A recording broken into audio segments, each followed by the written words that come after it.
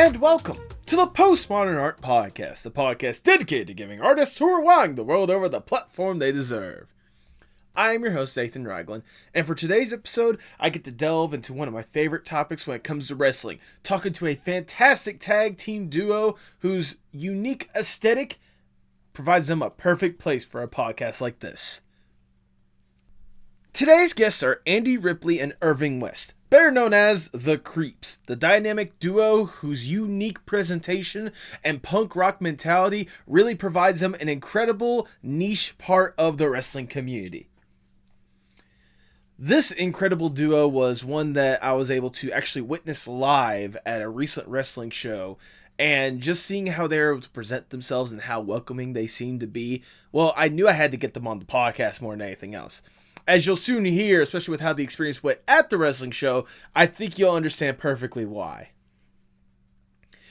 If you want to support this incredible tag team duo, make sure you check out their links in the description below. Any and all love and support to them would be greatly appreciated.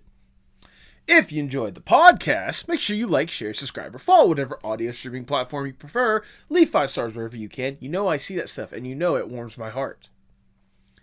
If you want to go a little further with that support, may I suggest you take a look at our fantastic merch shop on fourthwall.com that includes such incredible merch as the brand new shoes that you could be rocking right now. But now, without further ado, please enjoy the Postmodern Art Podcast. I was doing my little bit of research last night to prepare for this interview more than anything else, and I was surprised with the amount of interviews you guys have already done. Nothing against y'all. I'm just like, oh wow, yeah. You guys really do get around. That's awesome to hear. Yeah, we try. I mean, especially just because I don't know, when people put some effort and some interest behind what we're doing, we like to promote the stuff that we're on, and I don't know, just make it seem like a bigger deal and do everything we can. I don't know, it just means a lot that people put anything behind us that we try to give. Or that people care at all what we're doing. Yeah. So we try to, I can't speak for everyone, but at least in the limited experience I've had of you guys really seem like, if not at least committed, at least enjoying what you guys are doing, which is really easy to see in whether it be in-ring work or outside the ring work. You guys are just seeming to really be a good presence one way or another, and I think people want to celebrate that. Well, thank you. That's awesome. Thank you. It's always wild to me that anything we do resonates with people, but it's wonderful and humbling. Well, yeah, and we do enjoy it for sure. Yeah. So. Oh no, absolutely. I once again, I know with me and Christine, whenever you met us there, whatnot, we had a blast, getting to meet with you guys. I have the pin y'all gave us right here. Oh yay! Right here, and she has hers on a hat that she keeps in her car as well. So you certainly did. It's certainly great to see what you guys are doing, and once again, it's incredible to celebrate it more than anything else. This is a live stream thing. This is we're recording ahead of time, and I'm gonna be releasing it. Oddly enough, I'm gonna be releasing on leap year this year. Cool. Which that's cool. I did not even plan for that. I didn't realize that, because I usually release my stuff on Thursdays. I didn't realize leap year this year was on a Thursday. I'm like, oh, well, that's cool.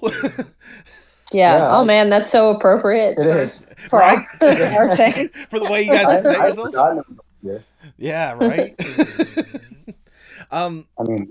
I would say it certainly works well with your guys' aesthetic, because like I said, when I was doing my research last night, I actually stumbled upon Andey, your merch shop that you have for both you and the Creeps or whatnot. I will admit I was the one that bought the long sleeve shirt last night. So okay, cool.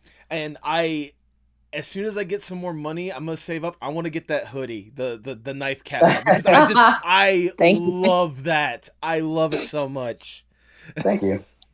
Well, we can get into it later, but someone drew that long sleeve for us. Oh, really? Which was incredible. Yeah, we can. Yeah, well, it's pretty fantastic. It's one of the few things that I didn't design, graphic design for us. Okay. So, okay. Yeah, and I don't know. I think the person who did it is my favorite graphic designer. So it was really it was pretty cool. wow, humbling for Yes, sure. yes. Is it one of the graphic designers that's like out there on the internet, like a JCP? Like, is it them or whatnot? It's their name is Riley. They keep a pretty low profile, but they do most of the posters and match graphics for Naptown All Pro. Okay. And they'll do designs like intermittently. It's very funny because Riley doesn't do a whole lot to promote, but consistently does what I think is just the coolest design in wrestling, period. Okay. Like the Naptown All Pro posters are just mind-boggling every time. So they're really good. Yeah. I'll have to definitely give them a shout out more than anything else. All right, Andey Irving, before we really get going, I must ask the icebreaker question of the podcast, if I may. Let's say you both get to go to a deserted island on your own accords. It's just you, alone with your thoughts. You get to kick back, relax, breathe, get to truly enjoy yourself for a little bit. With accommodations, you're not stranded on an island. It's just like a little personal paradise, a little B&B. So you don't have to do like a beginner's guide on how to make a raft or anything like that. Okay. But to help make sure you don't go completely further insane on this island, you could bring one piece of media or one piece of art with you to help whatever kind of headspace you want on this island. Ooh. If given this opportunity, what would your one piece be? Oh, wow. Goodness. There's so many different things to weigh. Yeah. Right. I think it would probably have to be a movie. That much I know. But as for what movie it would be, because my inclination initially was music, but also I really like visual things, so I could get a little bit of both with a movie. Interesting. You can make it a musical, get the best of both worlds. Yeah, exactly. Yeah, that's true. That's true. Yours would be a book, you said? Mine would probably be a book. Okay. Or a video game. Oh, okay. Okay. Is there any particular one that you're like narrowing down the options for? Is there one that you're grasping towards? So I am currently playing Hello Kitty Island Adventure. So that immediately. That's recency bias. Yeah, I think that's recency bias, and it's valid. But okay, let me think some more. I think like I didn't want to cheat and be like, a full TV series. Because I do feel like that's cheating. I mean, I'm also very loose with my rules of one thing. So if it's a single TV series, I'm cool with that. Okay. I think honestly, probably it would be Twin Peaks. I think I can get. I think I can get a lot of the different registers that I would enjoy. Like visually, there's enough things that are funny, enough things that are just horrific, and enough weird stuff. Like I think that show really kind of has it all for me, and the music is outstanding. So yeah, that's what I would go with. Now, quick question: is it just the original series, or is it including the newer one that came out like a few years back? Like all that series? I would say just the original, but I thought that the return was also very cool for a number of similar and different reasons. Of course. But yeah, I was thinking the original mainly. Okay, valid. And Andey, what about yourself? Cool. I think this is hard.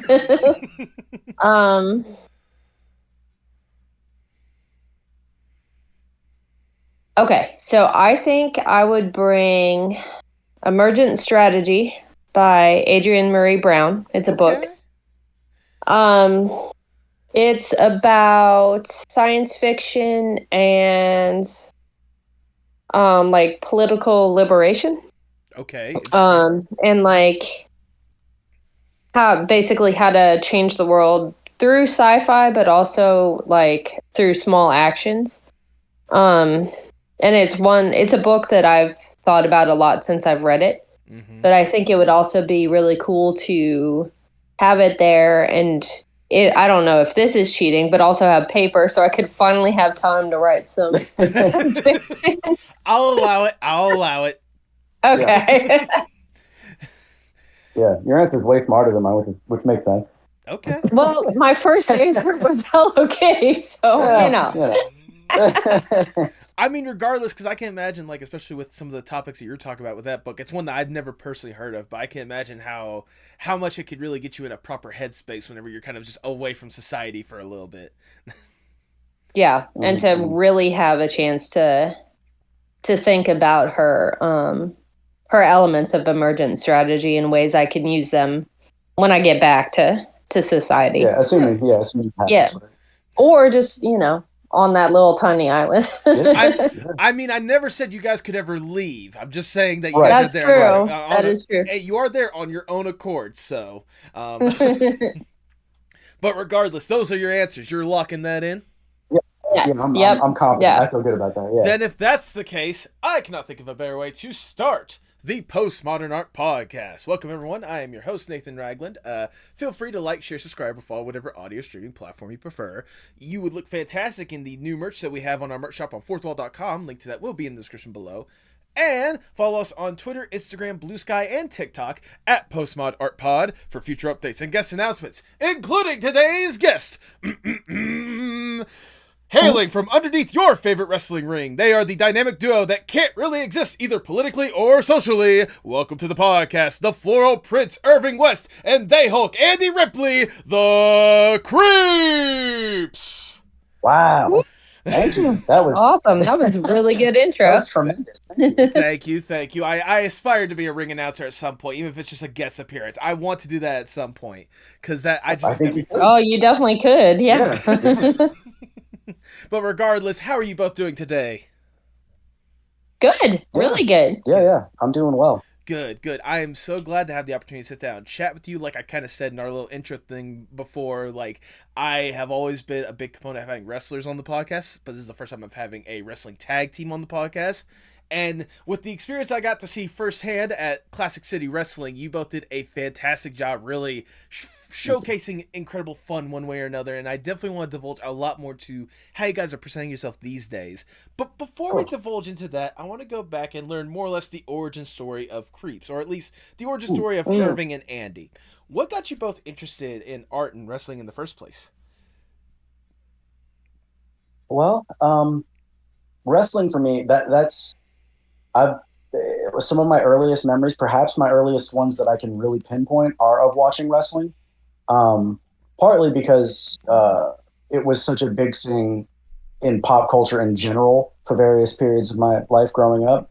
But once I actively took an interest in it, that was pretty much one thing that stuck with me. Well into adulthood, well after so many of my friends had decided that maybe they don't want to watch that. So so it's just kind of always been there. And then art, I'm fortunate enough that everyone in my family, it seems, is some manner of an artist. Like everyone either plays instruments or sings or dances or builds things or all of those. Okay. So I was surrounded by a lot of creative people. And I think that naturally just made it so that was just kind of a part of my existence to engage with those things. That's interesting. I can imagine, especially for you, like kind of growing up in that kind of like art forward household, it was really easy for your family to really like see you kind of leaning more into that field, whether it's more conventional or unconventional when people think of art. Yeah, I think, and they were really encouraging. My family is predominantly really working class, but they're all such creative people as well. So it was never to the exclusion of those types of pursuits. So like anytime I would have an interest, whether it was like sports or playing an instrument or anything, they would, within, if they had the means, then they were going to definitely encourage me to do it. But yeah, it became, I think, pretty clear early on that like I was like the like weird.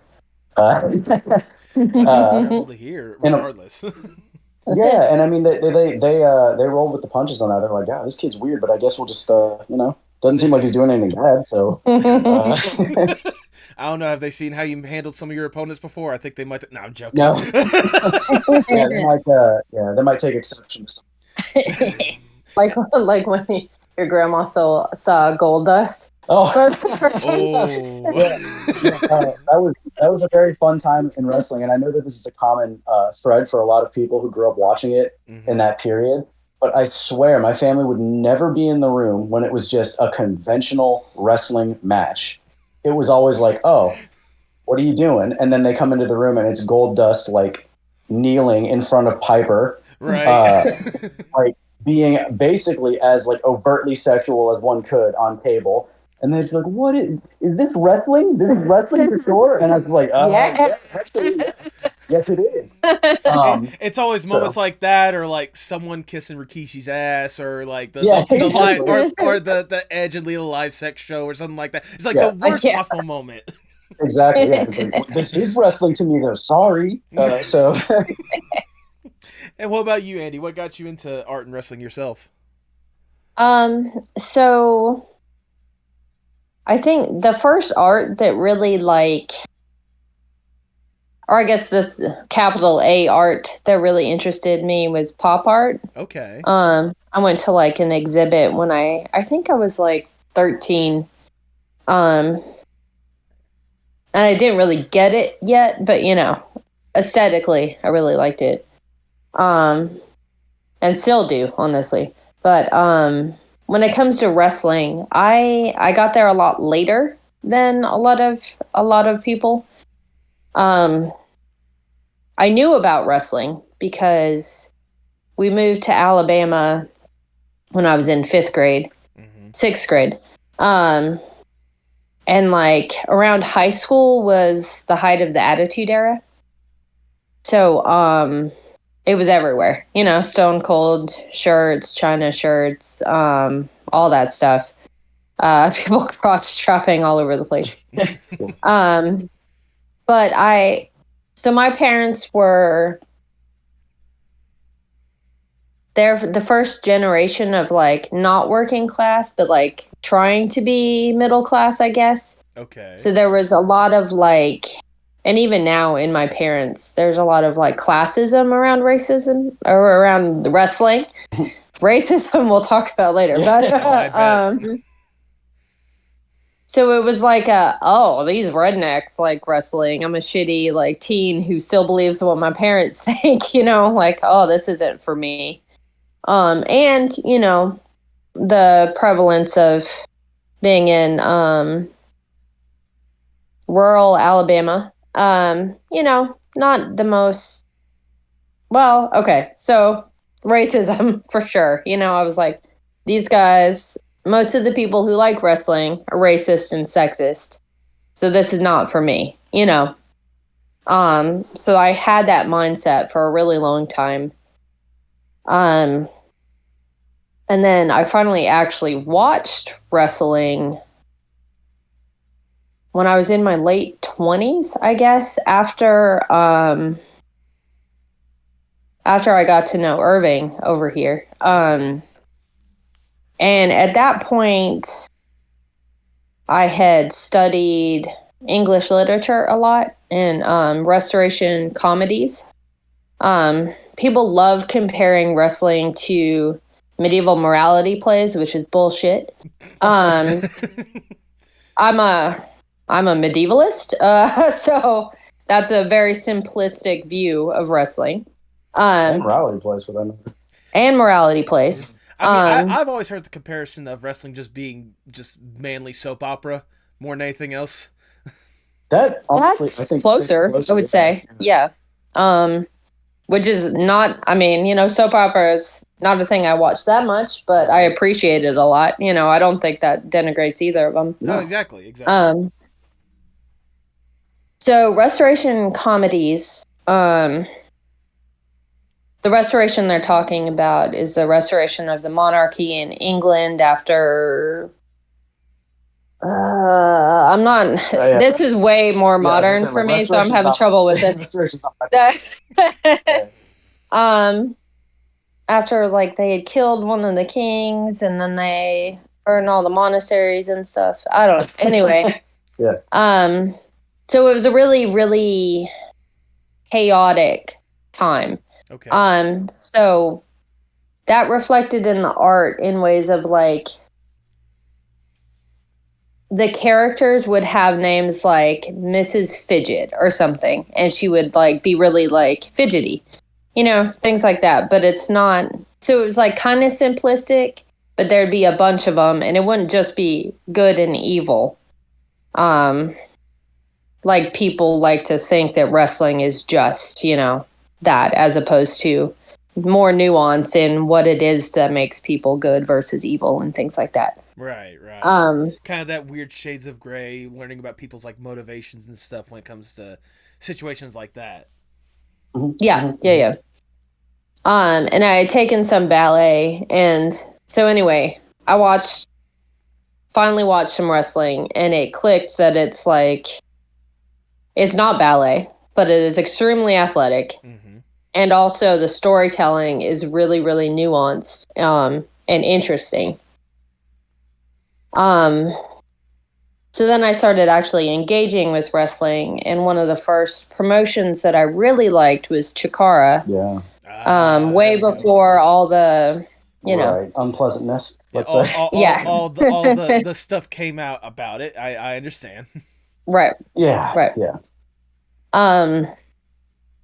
And that's just delightful, but also the like very, very big characters, but not like just humans. Mm-hmm. Like Hydra was my absolute favorite. There you go. Well, I was gonna say, the first wrestler I actually interviewed on this podcast, I believe, got their start in Chikara. It's they now go by Edith Surreal, but they were still like Bears.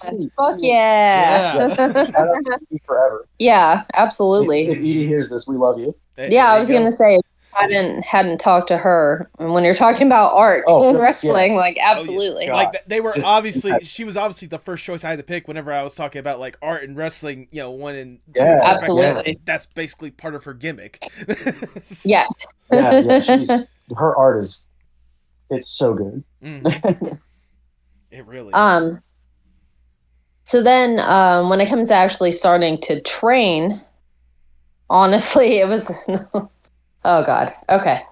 So, I was at, I don't know, some sort of conference, not even a conference, I guess just like a get together of different grad students at the university. Mm-hmm. And someone was talking about doing like a wrestling art show.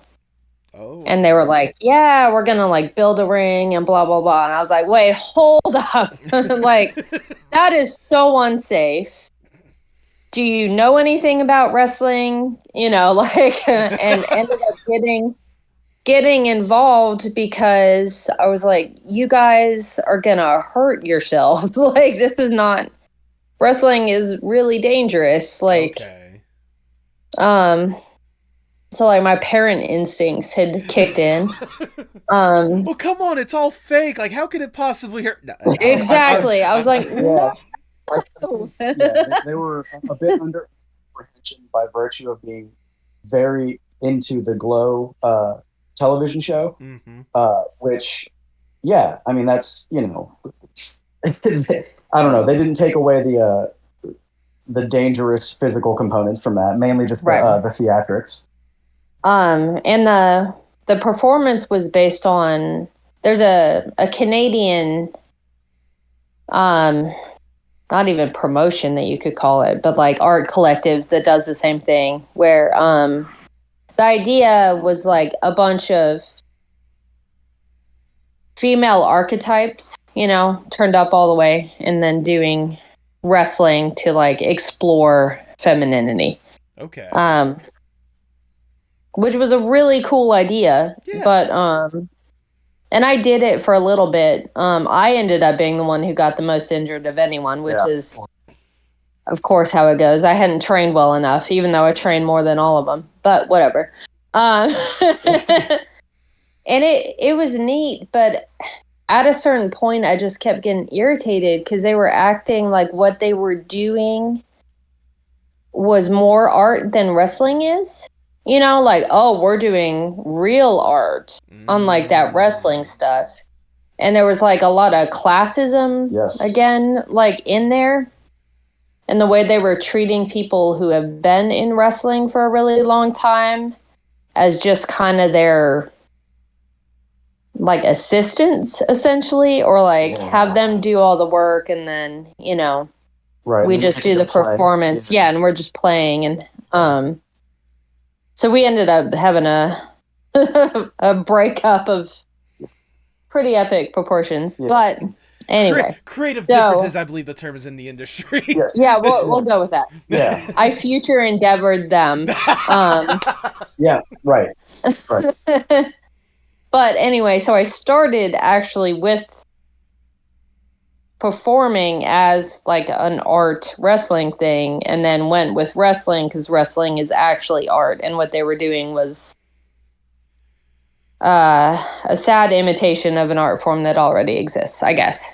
Right. I mean, I'm being mean. I'm sorry. I was gonna say, you know, they usually say imitation is the best form, or is the best form of flattery. So right. They wanted the vitality of something that they didn't fully understand. Right. And they didn't want to do the work. Right. Like, they'd have wrestlers plan out their matches for them. I was like, you realize that this is like what the fuck? Anyway, okay. Yeah. Like, if this is an actual art thing and they're doing it for you, then why are you pretending that what wrestlers do is not the art how itself? Are you better? Like just because you've got like an MFA or whatever? I was going to say a more ridiculous costume, but sure. Anyway, it sounds like an interesting experience regardless, more than anything else. But it's true. And it got me into actually doing it, you know? Okay. Yeah. After the first performance, I was like, no, this is for real what I want to do. Like, I want to be a wrestler, so. Yeah, that was actually going to lead to my next question. Like, was that more or less the moment it went from just like a general love and appreciation for art and wrestling to a passion and wanting to make it your career? Yeah. Okay. Though I don't know about career. Well, because I'm afraid that once, like, if it became how I make money, that I wouldn't like it anymore. Oh, yeah. Okay. Just capitalism and that fear is very real. Yeah. And we don't have the same goals that a lot of wrestlers do. Like, we're not trying to go to the, especially not right now, to WWE. Yeah. I never wanted to go, but, you know, whew. No, I honestly, considering everything that's been recently going down, I don't blame you. I do not blame you one bit. Yeah. And, you know, everyone's goals are different. Like, a lot of our peers, for them, that is the goal. And I don't think that that's wrong. It's just not where we've ever really we're not trying to be, like, we're not trying to be in WrestleMania or the AEW one. Jeez, I should know the name of that. I mean, they have a lot of shows. I was like, I don't think they've ever really had like a flagship like WrestleMania. Like, they've had big events, but I don't think they've had like a certified like this is the WrestleMania of AEW. Or something that's like true. That. Yeah. But I was gonna say, you know, regardless, the fact that it started from helping out people pretend to wrestle to actually wanting to be wrestling, that's incredible. That was what drove you to that being your passion. Irving, for you, when did it become just like a general love for wrestling to a passion and really wanting to explore it more? There's some overlap. Like, I wanted to wrestle, as I think most kids who are really passionate about wrestling. There's at least some point in your life where you're like, I want to be a wrestler. But I didn't think it was for me because I'm short and I'm a small guy. And, you know, I grew up watching dudes like Vader. And so in my mind, it just wasn't something that I could do. Despite seeing people like, you know, like 123 Kid or, you know, or Shawn Michaels, who are both larger than me, of course, but like still small comparatively speaking, but they were still very much the exception to the rule. And so I just kind of stopped entertaining that notion growing up. And then similarly, with Shikara was like, for a lot of reasons, something that made it seem more like a possibility. Not just because the dudes were like, you know, on the smaller side or whatever. Like, that's always the joke, is that they're like the smallest wrestlers ever, is that roster.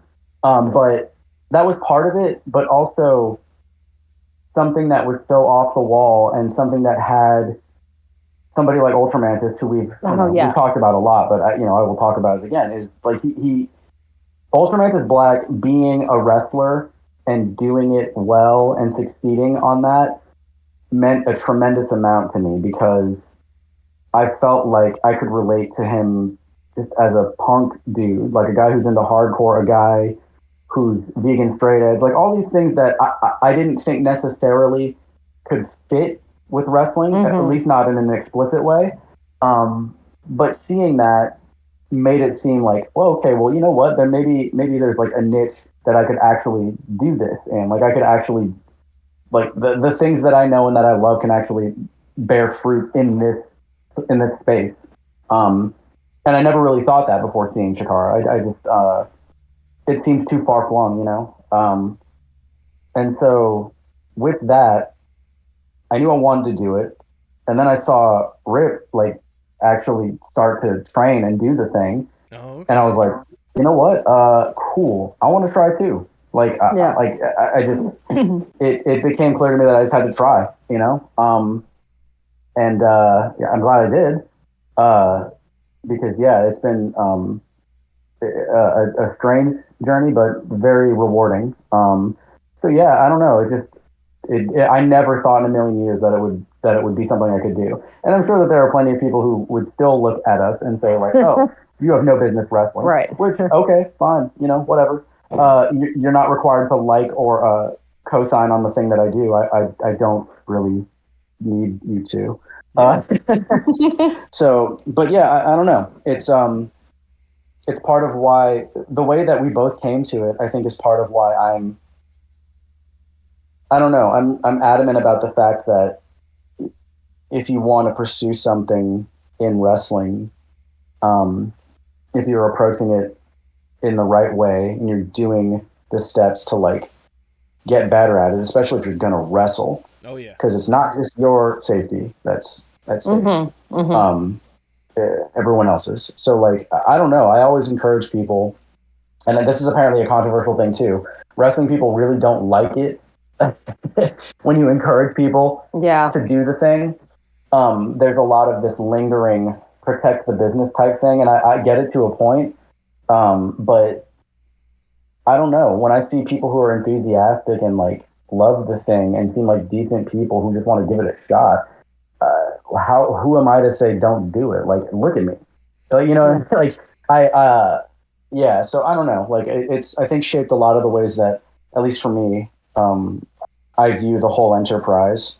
And it is sometimes what puts us at odds, I think, with other people too. The way that we came to it is not conventional. I mean, to be fair, like you kind of mentioned, like, you know, when you were watching like Shikari or whatnot, talking about like the punk way, or like the punk mentality more than anything else. I think the way that you're kind of like getting yourself into wrestling, just straight up just being like, look, you don't have to understand it, or, you know, I'm doing my thing.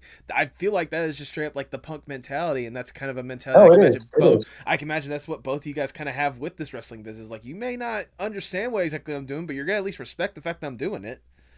Yeah, 100%. And again, punk and DIY inform so much of how I view the world, and I know the same for Rip as well. Yeah. And how we do wrestling, for sure. No, absolutely.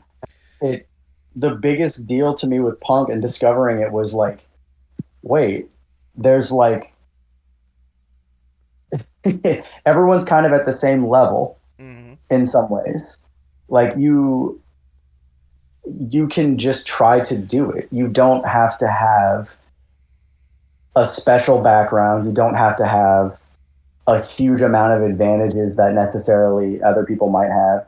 You can find a way to do it if you just want to. And so, like, you know, and everyone's just a person, right? So like that was the other thing, like, oh, like bands playing on the floor or whatever. Right. Like that blew my mind as a teenager, because the stage is up there and that's where bands go. But if you play on the floor, well, guess what? Now we're all at the same spot, right? And some of that, you know, is affected. Some of it's kind of goofy, but like the underlying message of it being, with art especially, if you want to try to do it, then you should just try to do it. I can't. That will never be something that I can get rid of. Like it's too much of a core like ethos for me at this point. Then again, yeah, with wrestling, sometimes it doesn't. People don't necessarily want that, or are not necessarily on that wavelength. It doesn't have to be contentious, but I think a lot of times it's something that people don't necessarily understand.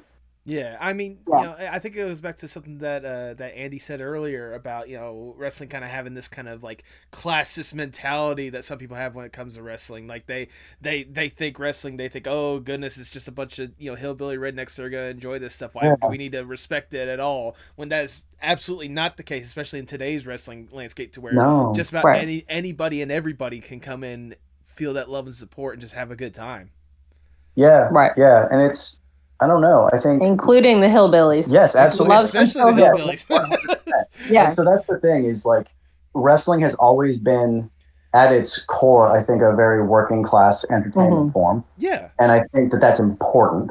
Yeah. I don't know how many times I've even mentioned this before. Like I talk about it a lot with other wrestlers, but like there's this Bruiser Brody interview where he's not Bruiser Brody. He's just, you know, it's kind of like a suit, but I don't know that it was ever meant to see the light of day, but he talks about like how you can't claim to be one of the best wrestlers if all you're doing is wrestling for one audience, like let's say on television. Like if he could go and work in the Tokyo Dome, if he wanted to, he could go work in big promotions in the US and he would. But his thing was, if you're not also wrestling and meeting people at the level where they're at in these small towns and actually making those connections, then you kind of ain't shit.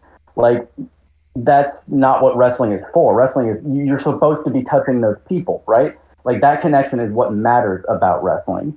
That's why it's effective. So if you're not doing that, then what are you doing? Like, I don't know. Like, so when I heard that interview, it just blew my mind because it made so much of what I felt about wrestling and had not yet articulated make a lot of sense. And that goes hand in hand with like the elements of class. It's just, yeah, I mean, you know, if you can't meet people where they're at with your art, then I don't know. Man. Wrestling is not just for people who can afford WrestleMania tickets. Right. You know. Yeah. The $5. Sorry, go on. I was gonna say, trust me, if we could all afford the WrestleMania tickets, they wouldn't need to inflate their numbers every single year. Anyways, right. Sure. Yeah.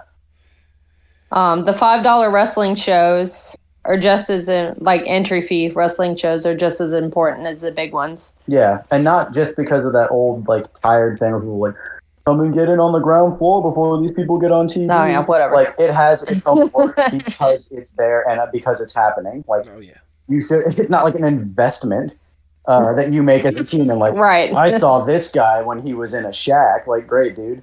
Yeah, I mean we could.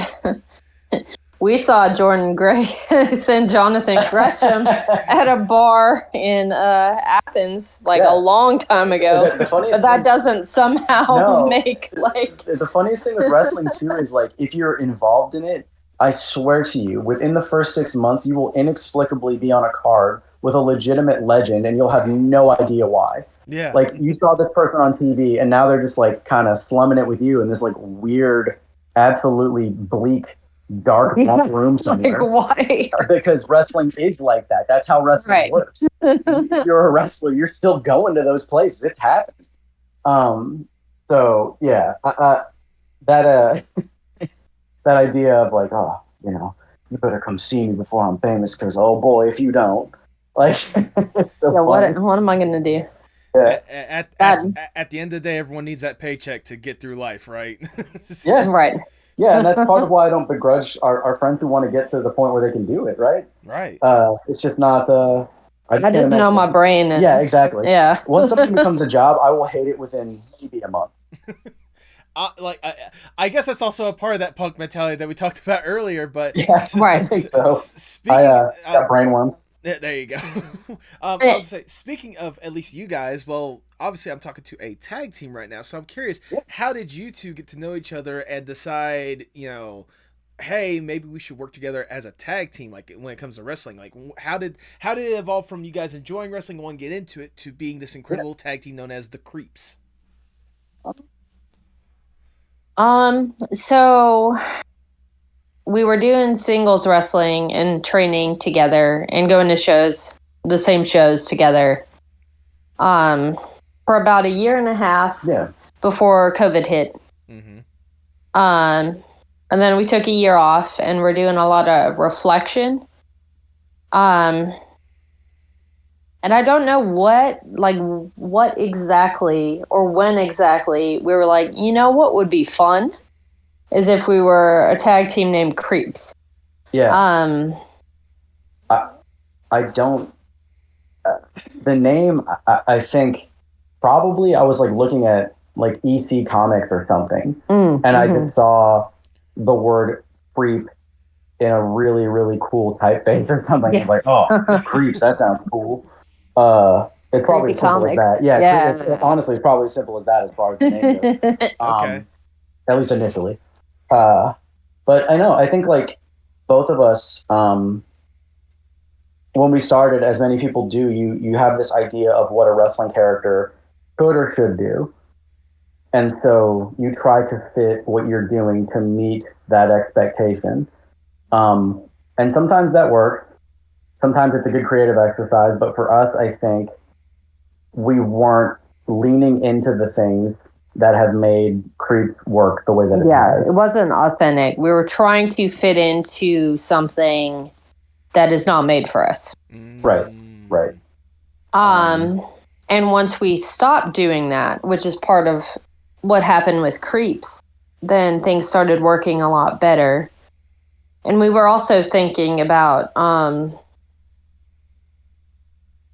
I came out as non-binary right when I returned after COVID. Okay. And I had been struggling with trying to pretend to be a female wrestler. Which, is just a whole another thing because also people don't respect women's wrestling. No. So it was like uncomfortable on a lot of levels, like misgendering myself to fit into something that people are shitty about. Not that being out has solved any of that, but anyway. I mean, I imagine it probably fixed one problem, but then presented a whole bunch of other problems. Exactly. And part of the thing we wanted to do with Creeps is because a lot of wrestling is about exaggerated gender performance. Mm-hmm. We wanted to like kind of flip that in a way. Like if you notice, I wear a full singlet. Yep.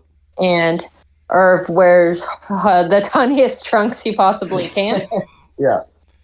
Which is intentional because typically, assigned female at birth bodies are on display as part of wrestling. I mean, assigned male at birth bodies are too, but in a different way. Yeah, it's definitely. So we're like, I guess trying to sexualize Irv as much as possible and not me. Yeah, in a way. I mean, but have you seen that's a little simplistic. Have you seen the tattoos he's got on full display? How can you hold that back with a singlet? I mean, no, that's fair. No, those weren't there when we started. It's true. It's I had far fewer. But I think like part of what I wanted to do, especially with like having, I wouldn't even say necessarily it's like overt sexuality, but something about the presentation. I wanted it on both of our parts to actually be a little bit unnerving. Yeah.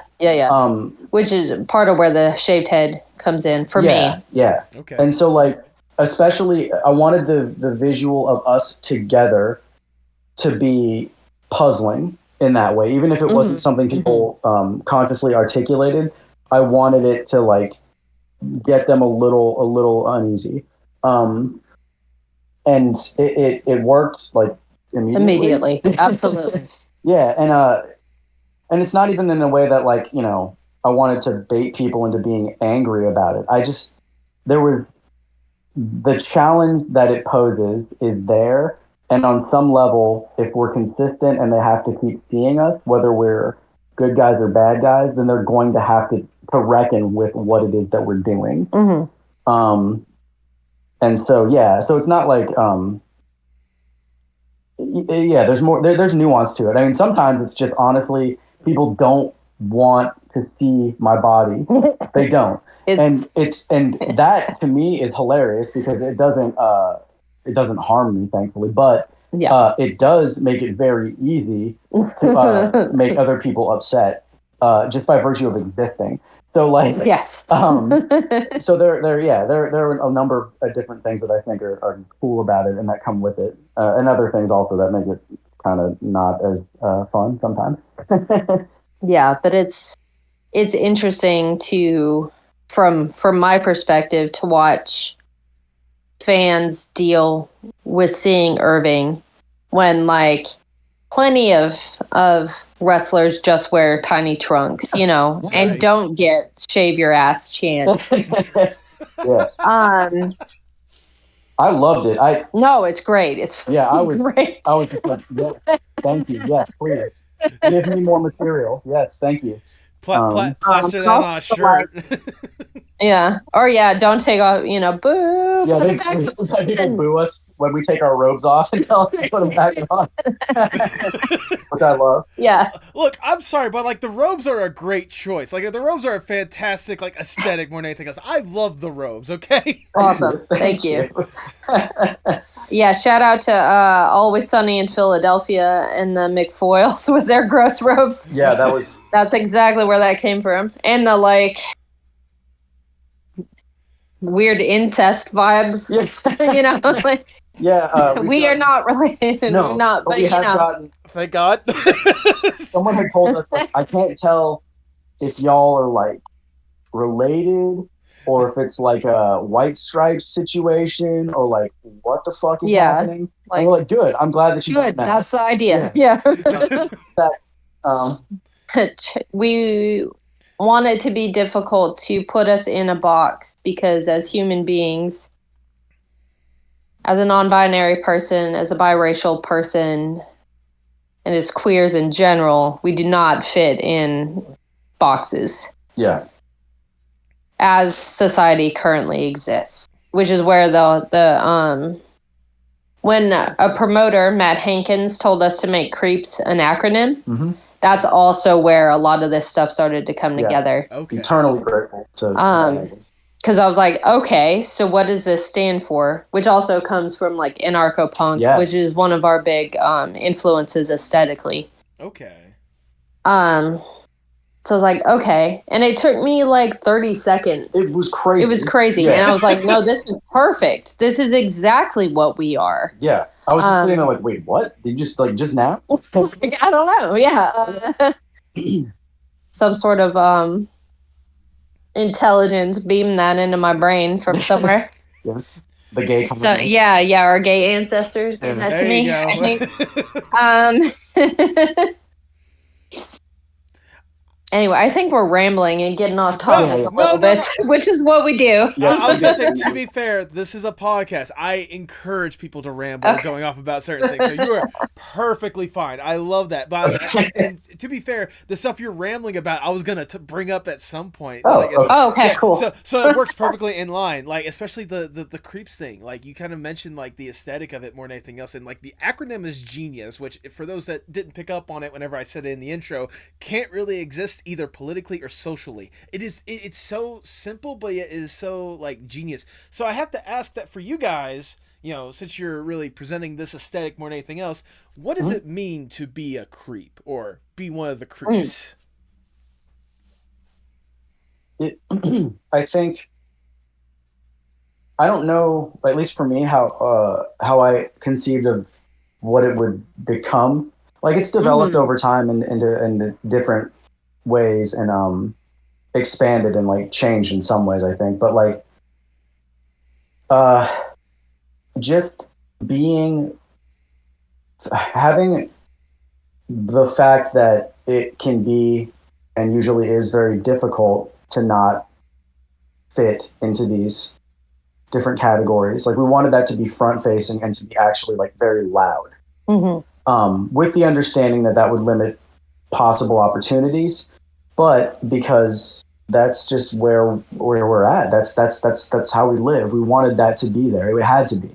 Yeah. And then to me, it's come to mean, in a broader sense, like there are people with whom it resonates for a lot of reasons, and seeing that they could on some level relate to this idea of being like, listen, man, I don't fit. I don't know. Like, I don't fit. It would be cool to have some kind of a sense of community, even if it's only by virtue of the fact that like none of us quite seem to know where it is we're supposed to go. Mm-hmm. And we don't have to figure it out right this second, but hey, at least we have each other. Like that's to me what it's come to mean. Because that's what I want. Like I anytime that people have expressed to us that means something to them, or that what we're doing means something to them, that to me means it's working. That's what to me CREEPS means. It was supposed to be at first kind of confrontational, I guess, in ways. Yeah. And I guess it still is. It still is. But like so much more of it, the other part of it is just how much it's drawn people to what we're doing, and for reasons that I never could have imagined. So yeah, like I don't know, like it felt like a very solitary, and I think almost just like, hey, listen, fuck y'all, we're doing it, and it's just us, and you know what, whatever, that's just gonna be what it is. So initially, it felt more. There was more anger, I think, under it for me at least. Yeah. No, for sure. And now that anger has, in some ways, changed to like, oh, yeah, fuck y'all, but also these are our people here. We have our people. Yeah. They're there. They exist. And they found us, or we found them, or whichever. And so, yeah, we can be a bunch of weird freaks together, whatever that means. Yeah. Like that's kind of what CREEPS has come to mean to me.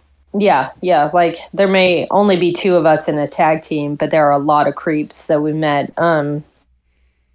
Like wrestling fans, wrestlers who some of whom tell us that they look up to us, which blows my mind. I cannot believe it. Yeah. Because what? But okay. Yeah. But it's true. Like we need the wrestling in general, and especially in Georgia, needs people to break ground essentially and make room for queer and trans wrestlers and indigenous wrestlers and just anyone who doesn't fit the body type or the mentality of traditional conservative wrestling. Which is odd. It's such a wrestling comes from such a sketchy outlaw. Yeah, I don't know marginal, why it became so. It's so puritanical in ways that I just can't understand at all. And like, especially when it comes to intergender wrestling. Oh God, yeah. Like, you're trying to tell me that in the fucking 20s at a carnival, they wouldn't use that 100% to sell tickets, you know? Because it would be a spectacle. Yeah. Because wrestling is a spectacle. Right. But now it's like, oh, we can't do like that because it won't be so believable. Taboo. How could you? Yeah, exactly. Like, oh, we want the freak show spectacle, but hey, not like that. But you know, you can't be in a ring with, you know, a man. We can absolutely believe like that, you know, Satan's son and undead mortician can absolutely wrestle in the ring and be anyone. Right. But if a woman wrestles a man, no way. Right. Exactly. It's especially funny for me being that I am small in stature, because most female wrestlers and actually wrestlers in general, they're all bigger than me. And so like in my mind I was like, you mean I can't wrestle a woman? Why? And they're just like, well, it's not believable because you're a man. I was like, yeah, but she's got like an essentialist like weird, like, and she's got size and reach and weight on me. I don't know what the fuck are we talking about right now? Like, right. But anyway, okay. So to bring, but also I think that's in a way, even now I've been thinking about how there's Georgia Wrestling History Awards every year. And one of the categories is Best Tag Team. And we were not nominated, which is fine. which I think is fully appropriate and honestly perfect for what we're doing, because of course we're not, like and I don't expect to be. It doesn't fit. And there's nowhere on the ballot, because there's like best male wrestler and best female wrestler of the year. And I've been like joking about how like, well, I guess I must just be a technician, because like there's also a best technician award. Technician's the only gender neutral. It's like, I guess that's the, that's my gender. Is that's the three technician. Genders. I'm just thinking male, of that. female, technician. I was gonna say, like, that commercial that sometimes pop up, like the people identifying like what sexuality they are, is like, I'm gay, I'm trans, I'm actually pansexual, like that ad comes up, and you just pop in there, I'm a technician. Yes, exactly. Yeah, it's a technician. I identify as a technician because that's the option I have. Yep. But yeah, honestly, like I'm not even remotely mad about it, because like, no, this is the idea, and like the fact that we don't get booked often in Georgia is proof that we need to be here, because eventually they're gonna fucking have to. Like, This is something that the people who have helped us and trained us and who have gotten it, or at least knew that there was something there to what we were doing. People like Matt Hankins. Yes. Again. We knew that it wasn't a path of least resistance, but we also knew, and they made it clear to us, like, look, if these people don't like it now and they don't want it, fine. They don't have to, and that's 100% true. Like, what's going to happen later is you're going to get steam, and people are going to start caring, and then they're suddenly going to want you around because it's a business. Mm-hmm. And when they do, great.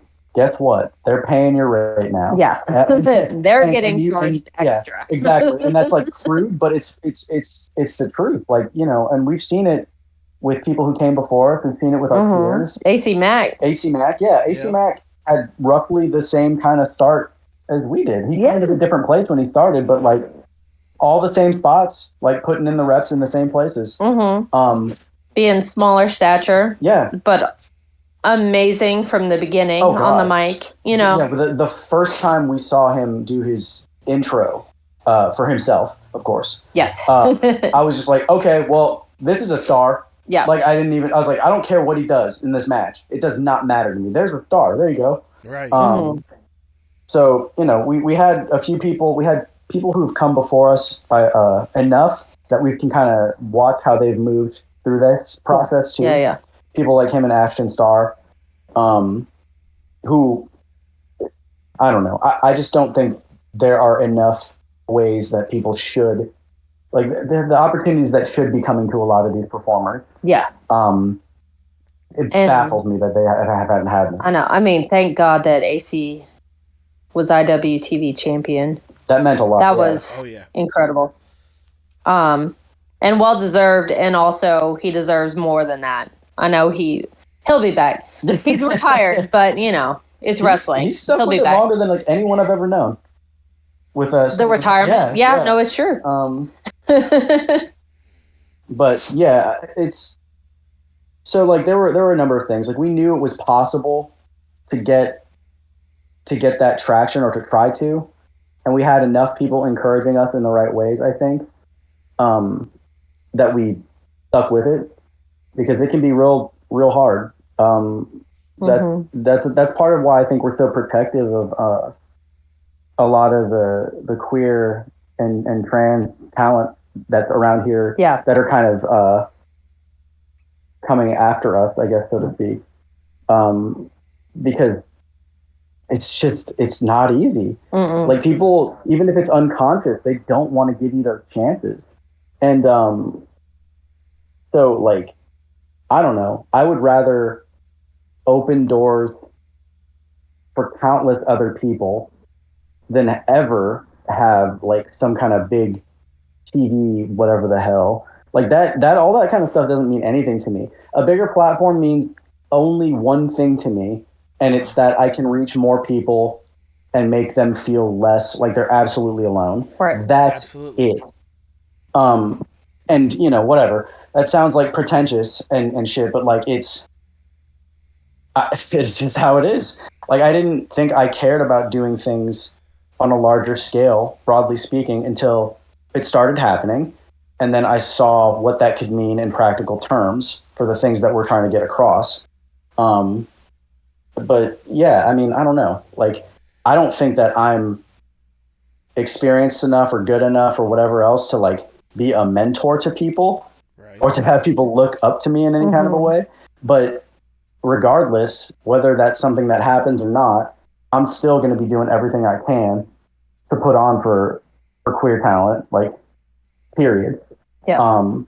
Whether they just started and they kind of still don't know what the hell they're doing, fine. That's where everyone is at some point. Right. I'm still going to be putting on for them. I would rather work with and try to help someone who I think is a kind person who is trying their absolute fucking hardest than someone who is just like an absolute ring general who is like watching paint dry and also happens to be an asshole. It's whatever. Like you'll be fine, bro. Like you're all right. You don't need me to speak up on your behalf. You'll be cool. So I don't know. Like all of that stuff has come to mean a lot to me and to what CREEPS I think means. And it's crazy to me. Like last night, somebody was telling us that it's just I don't know how to process some of it when people tell us that we're making a path that they can try to walk down as well. I don't see it from my perspective because this is just we're just doing what we do and trying to be decent to the folks behind us. But like I don't know. Leave it better than you found it. Wrestlers say that all the time. It's such a tired cliche. I'm going to leave it better than I found it. It's like, well, you're not doing a great job of it so far. So how many more years are you going to be doing this? I think when they a lot of wrestlers, I can't say for everyone, but when a lot of wrestlers say it like that, I'm gonna leave this place better than I entered it, meaning that my name's gonna be the one that makes this place prestigious before anyone else walks into this place. Yeah, exactly. Yeah, the house that AJ Styles built. Yeah, exactly. If you're a wrestler, that's done fuck all for us. We train there.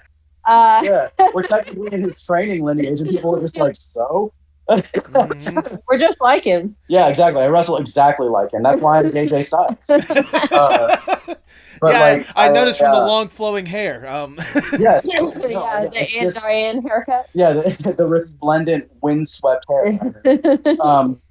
But I think it's just it's hard. I think too for people who aren't in any kind of a marginalized community to understand what the difficulty looks like in practice, because they're just like, oh, well, it's just wrestling. You just try to go and get booked, and then it just happens. Like, no, man, it really isn't that. I mean, it doesn't just outside of Georgia.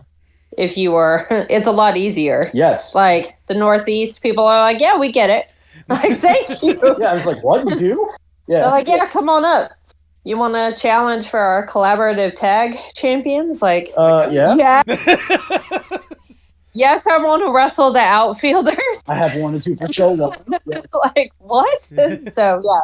Well, I mean, like, I wanted to point out something that Irving, you had said, like, talking about, I forget exactly the phrasing of it, but it's like kind of, people might not initially like be on board, or they might not want you immediately, but eventually it's going to get to the point to where you're undeniable, just based on how you present yourself. Like, I'm thinking of several people that are like, even in indie wrestling right now, Dark Chic, Edith Surreal, Danhausen, I mean, the biggest example I could think of is Effy, like, in my personal opinion. Effy went from someone that, like, like, you can see and you can admire dedication to arguably the biggest name in indie wrestling that isn't a former WWE talent. Like, absolutely. Yeah. I mean, those are all people that I know I look up to and admire. I gotta put Max the Impaler in there too. Yes, Max the Impaler. Oh my god, Max the Impaler. Yes.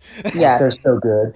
And like, these sorts of people too. Though the fun thing is, if you watch what it took to get them to where they're at, and then you also watch how much weird horse shit still just washes up on their shores. Yeah. I think it throws it into stark contrast what it means to be successful in these communities or to be part of these communities and still achieve success. It still means that people are going to be constantly trying to shit on you, even if you are like the effy, biggest. Yeah. Effy, I think, is like the definition of an undeniable talent at this point. Yes, agreed. Like you can hem and haw, you could not like what he's doing, whatever. You could not like the matches. I truly don't care. All of that's immaterial to the fact that he is doing his thing the way that he wants to, and it's working. So, and Sheik, it's the same thing. Yeah. Sheik's been wrestling for so long. Yes. And I don't think it's been up until fairly recently that I think Sheik's been getting the attention and praise that is warranted. Yeah, once she got into more GCW stuff, it's like, thank goodness. Yeah. Because she's amazing. Absolutely. Yeah. And like should absolutely be at the top. Oh yeah. Yeah. Just a lot of these people too, I think have people know that they have good creative minds, but I still don't think they understand the extent to which that's true and like the scale that we're talking about. I always feel like it's like galaxy brain stuff, kind of like being near these people to hear what they're doing and how they function and learn from them. Mm-hmm. Because I mean, if they make it seem effortless, I don't want to ruin anyone's mystique here. It is not effortless. No. Right. Yeah, I mean, Sheik makes it seem effortless because she's so good, but there's considerable effort. Oh, I can only imagine. I imagine there's probably effort just getting into half the outfits she has to get into alone, like the ones that. Oh yeah, I know. I can't imagine. I legitimately wear like underpants and I complain, right? I'm sitting here putting on my one piece of gear, being like, "Oh, I hate doing this," and then meanwhile, Pollo is putting on the most gorgeous, elaborate makeup and outfits that I can't even conceive of, and I'm just like, it's really hard to wipe off lipstick when I do kiss cards. But yeah. I mean, like, it's... I imagine it's incredible being able to think that you're at least even rubbing shoulders or bumping elbows with someone. Oh my God. That's crazy. You have... man. I imagine it was probably especially super surreal at arguably your guys' at least biggest audience to date, and that was recently the other weekend wrestling a part of Effy's Big Gay Brunch 8 in Tampa, Florida against the Runway. Yeah. I can only imagine how surreal that experience has to be. Absolutely. 100%. Yeah. I'm going to spend I don't know how long like processing that. I feel like I will still be kind of like buffering whatever it is my brain's doing until we get to do something like that again. I mean, hopefully we'll get to do. Hopefully, first of all, Effy doesn't actually stop doing brunches. I hope not. I hope not either. Yeah, I don't buy it. I don't think he's gonna stop. And also, book us again. But I think once we get to do something like that again, maybe it'll in some way. It'll actually maybe sink in. Yeah, I think that's what it's going to take is something like that. Because there's a lot of imposter syndrome in wrestling. Yeah. Oh yeah. And not just us. No, not just us, but to be like, no, it wasn't just a fluke that we were there and we got to be there with all those incredible people. It's because we've worked really fucking hard. Yeah. And we've gotten there. But it feels the same at full queer shows that we do too. I can't believe it. Those shows which may be, as far as the national consciousness of queer wrestling on a lower level, they still feel the same way. Those shows are special. Any queer shows we do. Any shows we do with more than 3 queer people on them feel the same way. Yeah. Yeah. Where it's like, hey, look at us. Yeah. We're here. And we're all doing great. We're not just the tokens. Yeah, exactly. That's part of why the queer shows are so cool, because once a lot of that weird, stupid pressure is taken off, you get to see people shine. Joy and and you get to also see right in front of you how diverse queer wrestling is. Yeah. It's just astounding. Like, I did not see anyone that looked like anyone else on that card or doing anything the same as anyone else. And after being in a position where we saw someone who's very prominent in Georgia wrestling accuse a black gay wrestler of essentially being the same as other black gay wrestlers when he's not, it's like, no, fuck you. Like, no, like, Finesse could have been there with Ashton and with Sunny Kiss, and they're all very different, and it would have been amazing to see them all do something on the same show, you know? Yeah. The racist ass motherfucker. I won't name names. He doesn't deserve to have his name. No, he does not. Maniac anyway. But yeah, so that shit. Look, if that's what let me make this real clear too. Again, if the fact that we will take up for queer wrestlers when people say dumb shit like that, if that's what gets us unbooked or blackballed, good. Yeah. Fuck you. Yep. Like, I don't need y'all. Yeah. You don't want us, so let's just keep it a buck and we'll just stay where we're at. Yeah. Even if we weren't getting better opportunities now, my attitude would be the same. Yeah. Like, I don't need that horse shit. What I need to do is look out for my people. Amen. Yeah. And there's an extent. Yeah. And the extent where, like, even if that person tried to come back and book us, either of them, there would not be a number that they could throw at us. No, I'm not interested. Y'all have made it clear. Yeah. I see which side of history you're on right now, and it ain't looking too good. So, yeah. God, especially right now. Yeah, and look, I believe that people can change and learn and grow, all of that stuff. That's a really deeply held value of mine.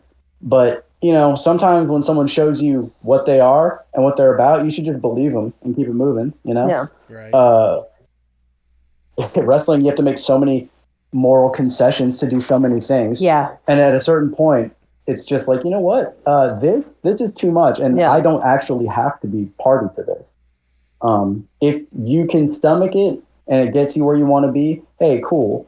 It's not a matter of judgment. Do what you got to do. We all got to work for people who we think are pieces of shit. But like, I don't know. Like, at a certain point, we realized we could not abide by certain things anymore. I mean, that's I would say that's very valid, especially for kind of the representation you guys bring forth, not just with being a part of Effy's big gay brunch, but kind of just wherever you go.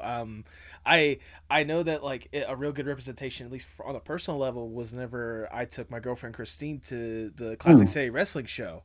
Because this was her first wrestling show that she's ever been to live. Really? Awesome. Yeah. Holy shit. Like, she had been a fan of wrestling here and there, but she had never gone to, like, a live wrestling show. And to be fair, it was my first ever, like, Classic City wrestling show. Like, because the most I had ever seen beforehand was, like, a house show or two, like a local promotion, like Florida, when I was down there with my mom.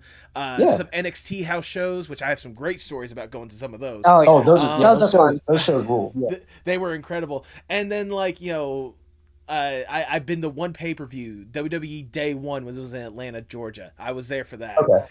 But, like, this was my girlfriend's, like, first time going to a wrestling show, and going up to your guys' table, like, first off, and, like, kind of the hospitality that you guys showed immediately, and, like, it really made her feel, like, you know, at home, warm, especially at a cool dive bar like 40 Watt. And then on top of that, like, you know, when I don't know if it's the booker, like the ring announcer, but whoever it was that, like, started off the show, just going up to the ring and just talking about, like, you know, this is a safe space for everyone here. We're not gonna have any racism. We're not gonna have any homophobia. We're not gonna have any transphobia. If you have an issue with it, get out. Like it made her immediately feel safe more than anything else. That's the kind of representation that I appreciate when it comes to wrestling. I can only imagine for the both of you, like, not only having that in a space like this, but being able to really be a flagpole and really showcase that to people, that wrestling is an incredible place for everyone to be a part of. I can only imagine how important it is for you to really have that on full display. Oh God, yeah, it means the world to me. And honestly, too, like, whenever we're on shows and people tell us, like, "Oh, this is the first time I've been to a wrestling show," and then they tell us that they loved it and then they want to see more. That's like, I don't know. That's one of the most rewarding things. Yeah. And then, you know, of course that like, if our presence or what we're doing makes people feel like it's someplace they can be, then that's that. I don't think that there's a higher or better mark of success than that to me. Yeah. Like to be what Ultramantis was for us to other people is incredible. I still can't fathom it. I really can't. But like, if that is what's happening, then good. Then I think what we're doing is what we should be doing. Yeah, and Classic City is special for sure. Yes. Not just like in the Georgia landscape either. I think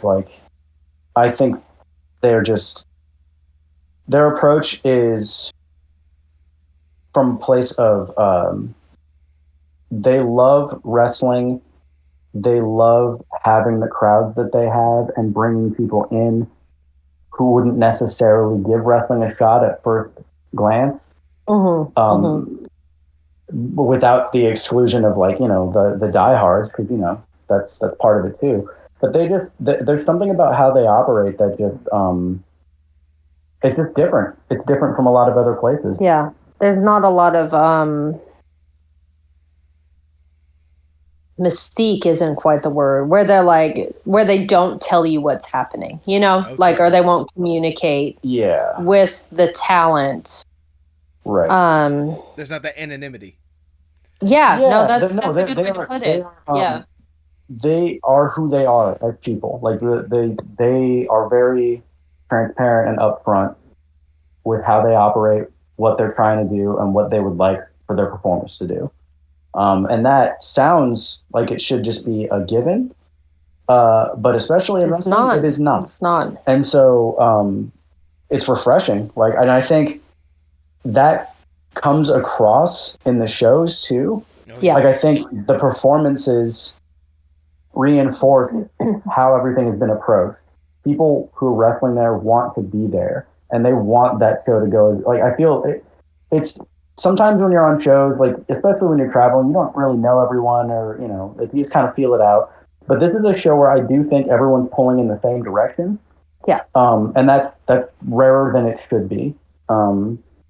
And I think I don't know, the results to me and what they've been able to accomplish already are a good measure of why that matters. Absolutely. And I was going to say, I know you mentioned, you know, a person saying this is their first ever wrestling show and wanted to come back. Oh no, trust me, next time you guys are at 40 Watt, me and Christine, we're going to be there. I can promise you that. Awesome. That's awesome. That's like the best. It is truly. I mean, I know we had an absolute blast there, and like I said, you know, seeing you guys wrestle was absolutely fun. I know her favorite part was, I forget what the guy's name is, but there was the guy that came out in like jean shorts and the curly mustache. I'm trying to remember. Oh, Dave Stage. Yeah. Yeah, he Scrub Daddy.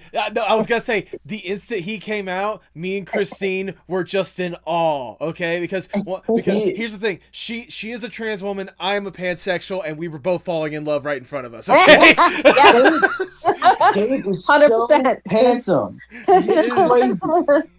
And he's also super funny. Yeah.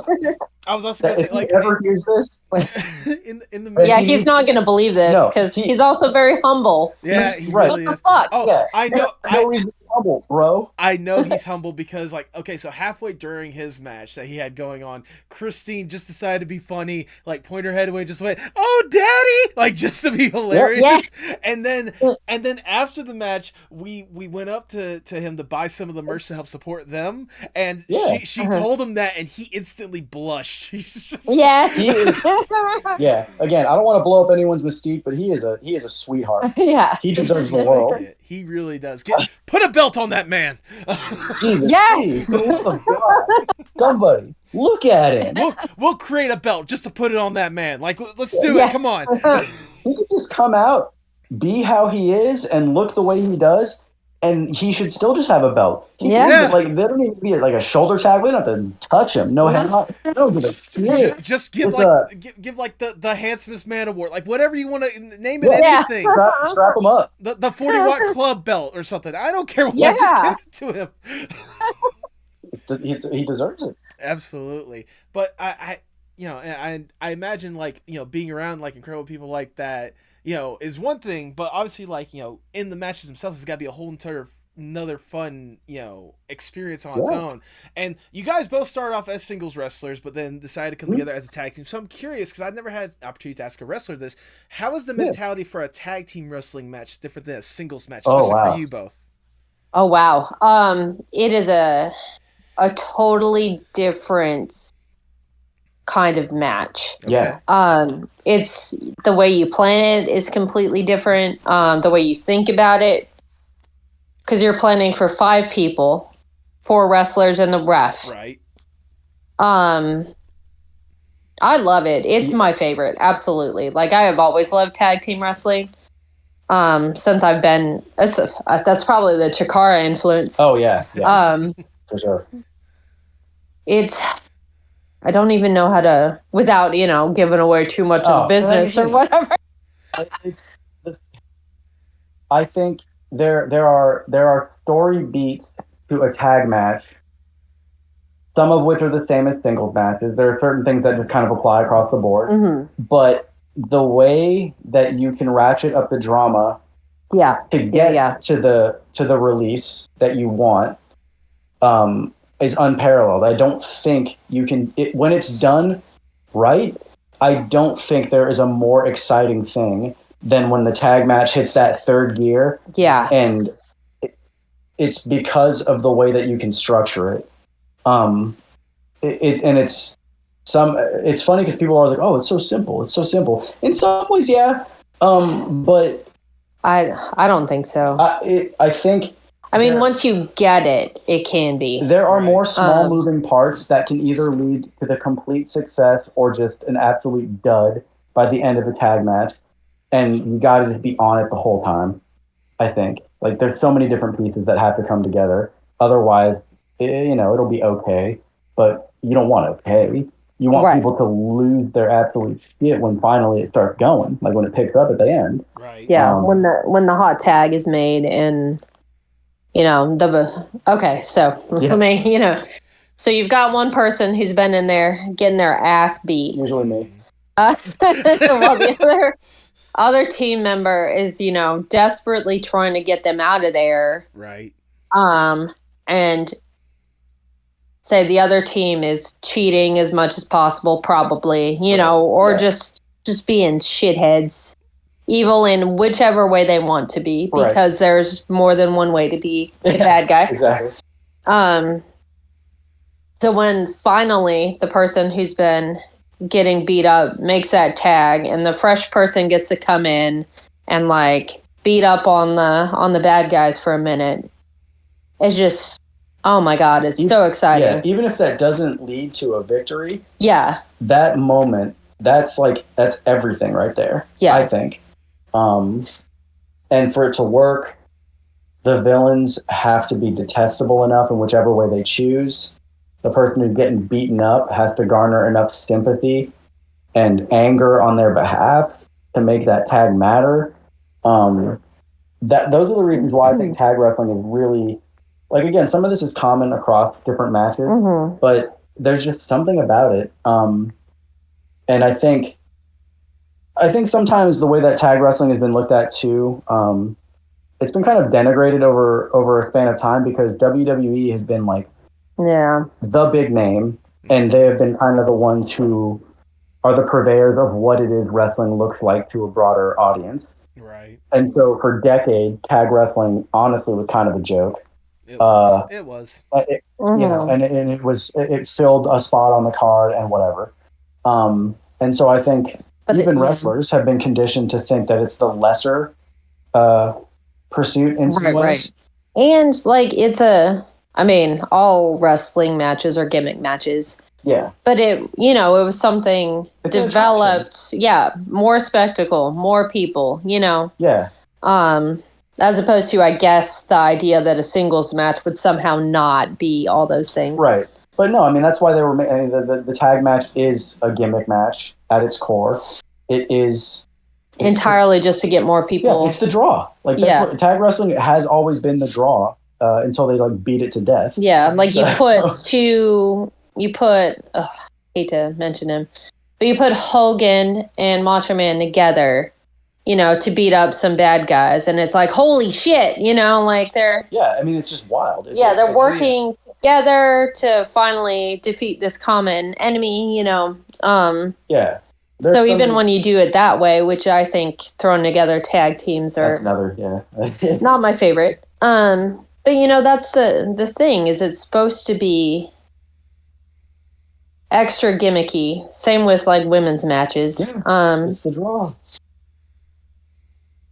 So the fact that it's often disrespected is just really frustrating. Oh, yeah. But also makes perfect sense that that's what we decided to do. Because, What's funny is people, sometimes you'll hear in passing people will be like, oh, it's so much easier to get booked as a tag team. And I'm just like, what? Are you sure? And then, there were like 5 singles matches on a card and 1 tag match. Like, right. How do you think this is easier? That also, when people think like, oh, yeah, I mean, like, if you're a gay wrestler, then you can just get bookings. Like, I'm screaming, what? Yeah, like, oh, yeah, all right. Are you sure about that? It's like, buddy, I assure you, grass ain't greener. Oh goodness, it's crazy how little respect people give like tag team wrestling these days. Like, I feel like it's a little better now because I think so. Like not both in like the bigger name sense, but also in the indie sense. But still, there's still that, I guess, like kind of, I don't know, like stench about it that people think like, oh yeah, it's so much easier. Like you only have to work because there's twice as many wrestlers in there. Think it too. Yeah. Have you if you've been on the apron trying to get people who don't understand tag wrestling to understand why you can't just go in there, right? It is so hard. God, it's crazy. Like, it's even having a crowd who gets it, helping them get behind your guy who's in there if they don't know who you are. Like, it's not... I work harder on the fucking outside than when I'm in there. I am more winded, and I feel like I'm actually legitimately going to die when I'm in there just getting beaten up trying to get sympathy. I haven't done anything. I might try to hit someone, and then I just get stomped. But the act of making it clear what's happening to me and why you should care is so much harder and physically taxing too than, like, I don't know, doing some kind of crazy running spot. Like, I don't like that stuff. Cool, and I like all of it, but like, yeah, to say that tag wrestling, like, people, when we started, people were like, oh, we only got to take you do half the match, and it's just like, I don't think that maybe one of us doesn't understand this, and I don't think or to be on the other side, to be a heel tag team. Oh yeah. You both have to be absolute shitheads. Mm-hmm. The whole time. And, you have to know when to, like, pull the ref so someone can cheat, or to, like, run over and take down or hit the other face tag team member on the outside. To piss people off even more, There's a rhythm to it that I don't think, and it's only become more obvious to us too the longer we specialize in tag wrestling. When we face people who don't do it as much, there are things that it's not because, like, they're dumb or they don't know how to do wrestling. It's just it's just a different. Yeah, they just don't think about it, and it's like, so no, like that like this here doesn't necessarily make sense, and I don't think we're going to get as much out of it as if we do whatever this other thing. Right. Like, it's detail stuff, it's rhythm stuff, and we're still learning it, but like, yeah, like the little things that the crowd wouldn't even necessarily, they wouldn't say, oh, that's happening now. Like, it wouldn't be explicit to them. It's still going to register and lead to the payoff in ways that I don't think people necessarily get if they don't do tag wrestling a lot. Yeah. Like, yeah, you can settle for, like, oh, that's nice. But what you want is people standing up and being like, yeah, fuck that dude up. Yeah. Let's go. Beat his ass. Kill them both. Yeah, Like, finally. whoa. Hey, whoa, yeah. When people are like, kill him. No, we're not doing that. Massacre him. Yeah. Massacre him. I mean, I think I love singles wrestling too. Don't get me wrong. Yeah. But yeah. Watching people who were at the peak of tag wrestling compete. It blows my mind. Oh my God. It's so good. I mean, I imagine this still like especially like you said earlier, it's still a learning process for you guys, regardless. Oh yeah, you guys have only been like wrestling for what 5 years and teaming together for like getting to 3 years at this point. Correct me if I'm wrong. Like, I think so. I keep saying 5 years, but I don't think I think it's less, which is crazy. I mean, are we counting the COVID year you guys took off, or no? Yeah, not really. I don't know because there was a lot of learning at that point. Yeah, so maybe we should. Yeah, but we weren't. I don't know. I would say either way. Regardless, like there's still a lot of learning for you guys, but obviously, like then in the short amount of time, you guys have really been making a good impression, especially on this local scene. Where you've been able to put your footprint out here and there. It leads me to wonder because hearing the mentality you guys have when it comes to a wrestling match, I'm curious what would be the ultimate other half of the situation for you guys. What would be the ultimate dream match for the Creeps? Like if you had a chance to book it. Like, however you want, what would be that dream match? There are so many good tag teams. Yeah, can we throw together a tag team? Go for it. I mean, we could. I would. No, you do a. I'll throw one together, and you do a. Like. Oh God! I think, especially where we're at right now, it's hard for me to think past it because. Right now, we want to wrestle tag teams who are better than us, period. Yeah. And who are going to challenge us to keep pushing forward and getting better, right? Right. Assuming that we do get better, which I hope is true, I think, they just came to mind immediately. I'm just going to go. I think Violence is Forever. Yeah, that would be really good. I look up to them a lot.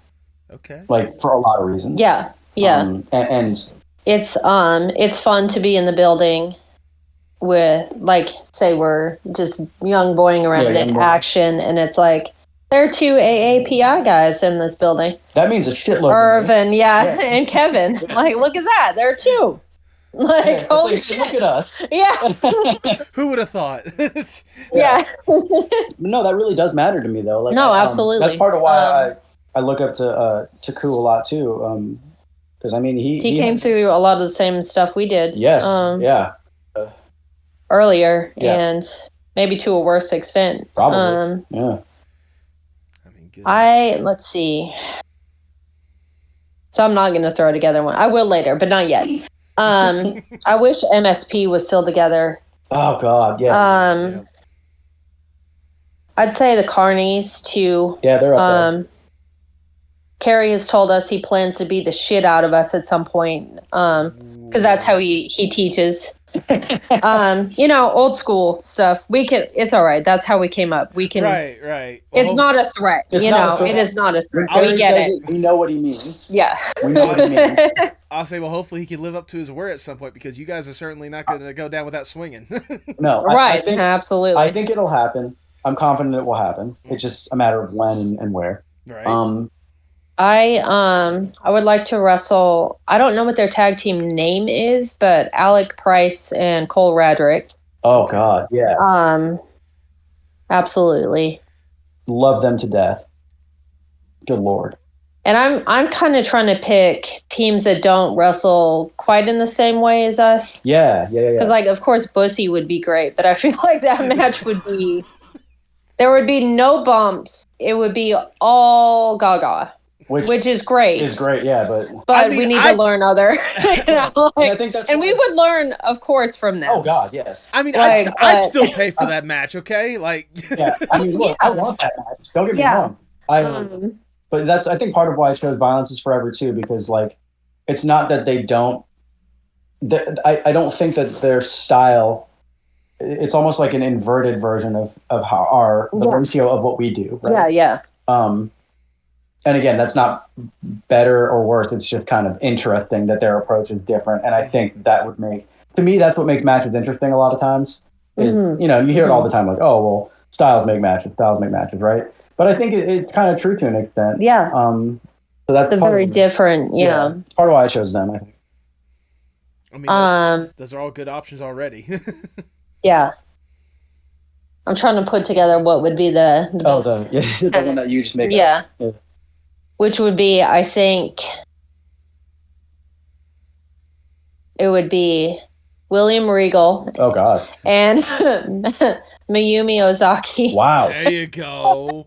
Okay, so you're trying to No, I'm trying to die. You're trying to die. Also, like, those are, you know, our favorite wrestlers, you know, so. Yeah.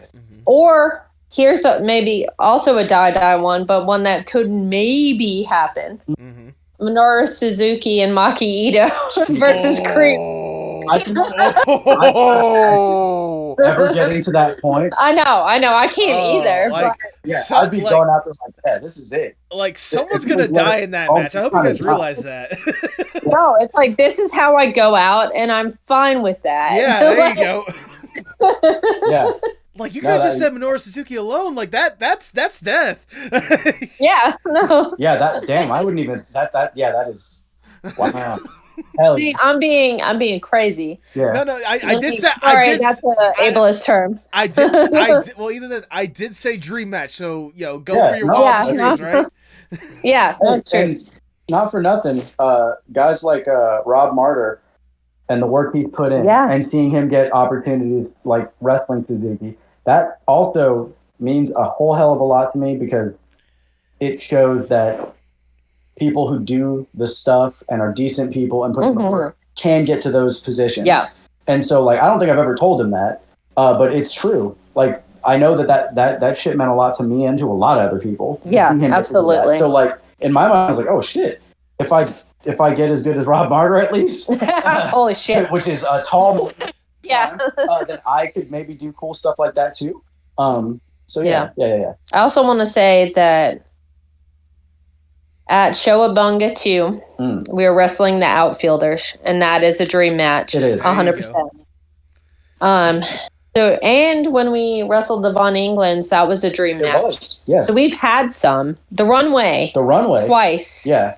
You know, so we are getting to do not ridiculous made up stuff, but still dream matches. No, absolutely. And it's not lost on me. Like, it's I think the runway, I think the Von Englands, and I'm positive that I can say this already, of the outfielders, is we're going to come away so much better. Yeah, absolutely. Wrestlers. The Von Englands, like, they I don't know. They pushed us in the ways that I think we needed to be.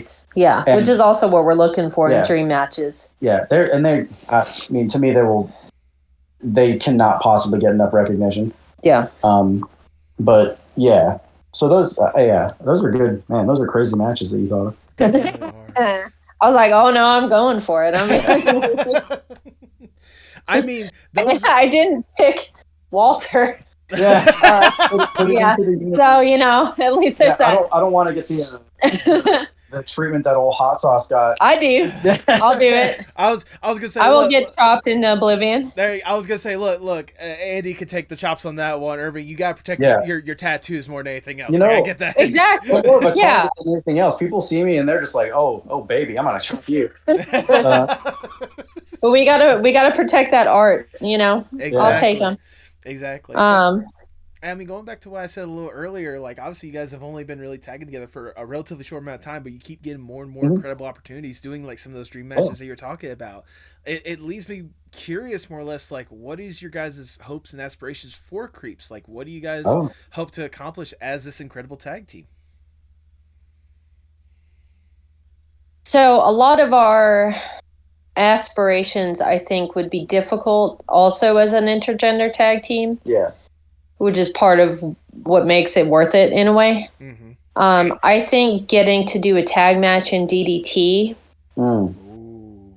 I mean, anywhere in Japan as an intergender, but like DDT is like. Yeah, that's another really important one for both of us, I think. I will job to a belt all day long for them. Yeah. If y'all want a little dog to pin me, then great. Yeah, like absolutely. Like we can we'll wrestle the open heavyweight. Oh, oh God, gosh, it's such a long title. Yeah, Iron Man heavy metal. I ran heavy metal weight, Yeah, and that tiny dog, and lose in DDT, and that would be a dream match. Yeah. Oh yeah. Absolutely. Or actual humans. Also good. But just getting to do DDT as a tag match would be absolutely a dream. Working with Chris Brooks in any capacity. Yeah. When we saw him, it was, I don't remember if it was a tag match or a multi-man. Yeah. His timing, like he'd roll out of the ring and just disappear and be back exactly when he needed to be, and it wasn't clear where he had been, and it was like a magic trick. It really was. Yeah. So I mean, he's so like just getting to watch him do that would definitely like teach me all sorts of stuff. Yeah. I bet.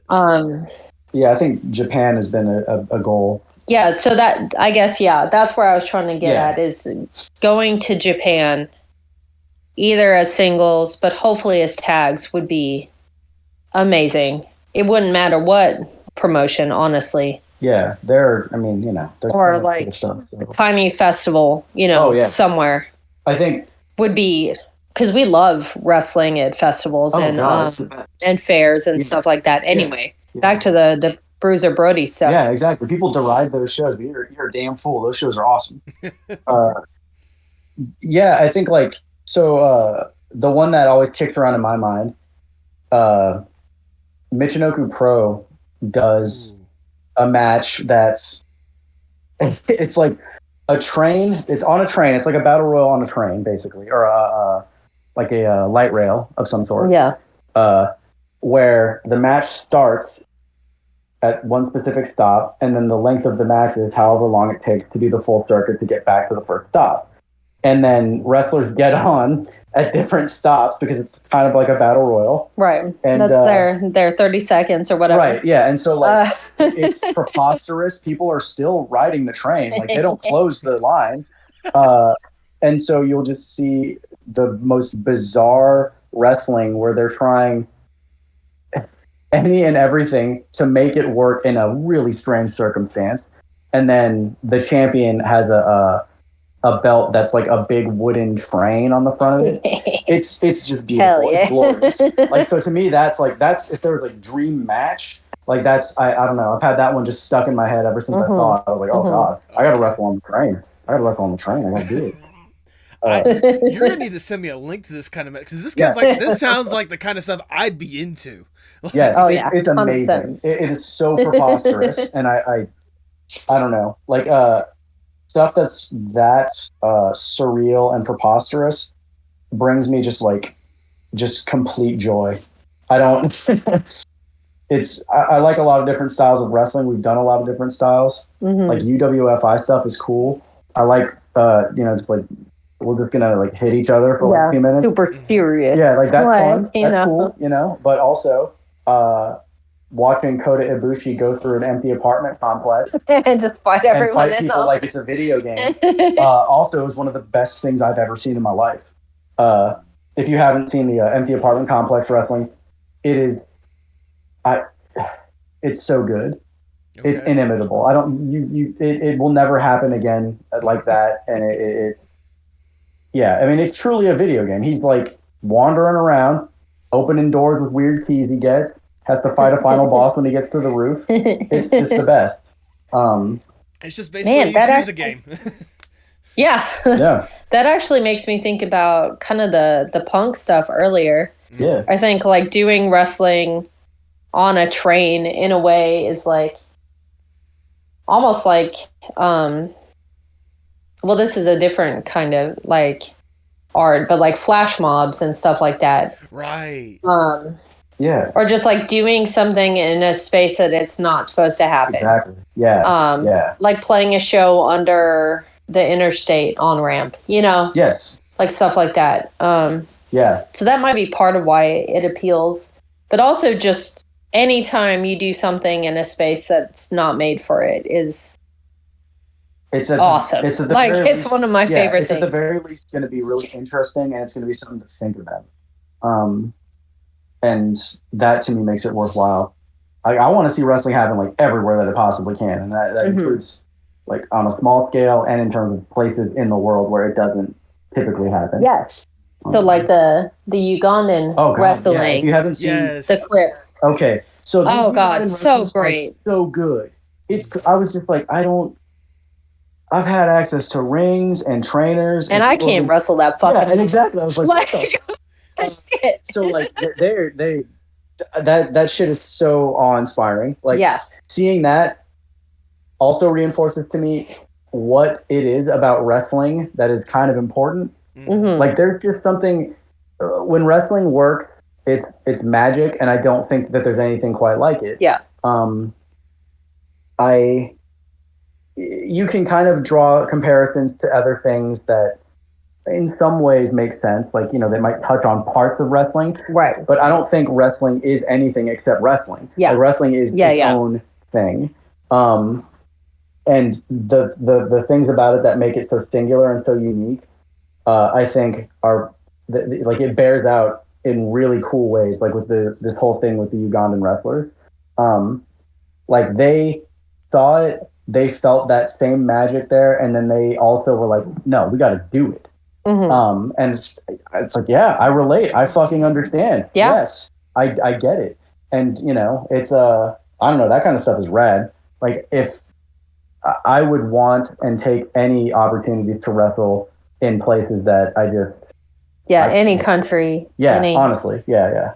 To put over a friend of ours again, Eric the World Walker. Oh goodness, yeah. Who holds and has had the only belts in wrestling match in Antarctica. He's wrestled on every continent. Are you fucking kidding me? Legitimately on every continent. No one else has. Yeah, who could even try to say that? Yeah, nobody. So yeah, it's not nonsense when he says it. It's true. Yeah. And I think that's just incredible. Like, oh, sorry, the dogs have activated. They're like, hell yeah, Eric the World Walker. Yeah, they love Eric. Eric the woof woof woof Walker. Yeah. So yeah, we would pay our own way to go wrestle, like anywhere. Honestly. Yeah. That might be some Mark shit, but we'll do it. Look, it's the same as like with bands and stuff. Yes. I thought of it as an exceptional privilege when we got to tag along with our friends on tours and things like that. Look, the fact that I get to do this and be in these places and be welcomed there, and in some ways for people to look at what I'm doing as worthwhile, like I don't know, like that to me is already like I don't want to lose all of my money forever and be destitute, but like I don't know, like the rewards are there. Yeah. Like getting to travel in and of itself is it's a privilege. Yeah. It is. Like, and I know we're lucky to have a job where we can take off and also get paid time off to get to do these things. Not everyone has that. Yeah. We have to deal with a bunch of other bullshit to get to do that, but I think it's we're really lucky, honestly. Yes. We may not love our job because we don't love any jobs, but it does enable us to get to do these trips and afford these trips. I'm very happy about that. And for people to even let us offer, hey, you want to come to Las Vegas? You want to come to New Jersey? Yes, I do. I very much do. Yes. Don't hold back. Bring the creeps everywhere. Bring them everywhere. Yeah. We're not kidding. And it's we're not rich, but we will make it work. Because we've been so aggressively traveling. we keep telling people, like, if you book us, like, we'll go. Yeah. And I think they think we're just kind of saying stuff, but then they'll see us. It's like, okay, I just saw you in California, and then also I just saw you in New York, but then also I saw you in Indiana. Like, you weren't kidding. Like, no. Like, we're about that life. We're doing it. Book us and we'll go. Literal mentality. So, like, we will get in the van. We don't have a van. Yes. We've got a car, but get in the car, do it. Do the thing. Literally, have creeps will travel. Like, straight up that kind of mentality. Yes, 100%. We'll make it work. Oh, goodness. Like, it's incredible to know that you guys have that kind of, like, mentality, more than anything else, especially when it comes to, like, really being in this and wanting to do, like, incredible stuff like that. I mean, thinking back to just even, like, the short little time that you've been able to have, but yet incredible time you've been able to really be a part of this field of art with wrestling and really be truly involved with it. Are you guys impressed with how far you've been able to develop as wrestlers? Yes. Yeah, I am. And it's hard for me to... we're both trying to actually allow ourselves to celebrate and appreciate when we've made strides, and that's very difficult for me. Yeah. Everyone go to therapy. It's good. Please do. Everyone, especially wrestlers. So, but celebrate, appreciate what you get to do, and like. We would not have grown as much without the traveling that we've done. Right. Like, there would be no way. Thinking about my first year where I wrestled the same person 25 times to the point where we both learned as much as we possibly could from each other. Right. And not because they would not. Well, okay. Once I wrestled Irving. That was the worst match on earth. Yeah. It was because they wouldn't let us do anything. Yeah. Really? Because it wouldn't be believable. So you just like want me to stand there and get beat up? Okay. So I wrestled our female trainer. She was gracious enough to wrestle me 25 times. Exactly. Yeah. Because we could not find anyone else. Yeah. For me to wrestle. Yeah. But, it was great and amazing. But once I started wrestling other people, like my first match, not against our trainer, Crystal Rose, was against Aja Pereira. Yeah. Shout out Ref Bay. Yeah, Ref Bay. Yeah, our famous friend who's on the TV. Yes. And I learned so fucking much in that match. I did too, just being That's true, yeah. I mean, also, she had fucking done the thing at that point. She was so generous with practical knowledge and advice too, like from the get-go. Yeah. So that's, it should be noted that mattered a lot to both of us. Yeah. And anytime we've gone somewhere and gotten to wrestle people with more experience than us is great. And we kind of have to leave to get these opportunities because the Southeast is not big on intergender wrestling. And it's, I try. There are times when it gets like dark and I start to feel a little bit like some anger will creep in about not being able to do more of it where we are. But ultimately, I don't think that that's even fruitful. And I don't think that it's as personal as it feels. It's just, they are places where it just doesn't fit yet necessarily. Or they don't trust that it can fit, even though you can teach a wrestling crowd to like anything. Yes, I believe that firmly. They're there for wrestling. Yeah. If you need to set up like, this is happening because of some storyline, that's fine, do it, know? They'll get it. And then once they see it, they'll be in because they paid to buy in, That's why they're there. They want to be part of it. They want to be in on it. They want to be included in the act. They want to be participants. Yeah. Like, and like, doesn't matter what.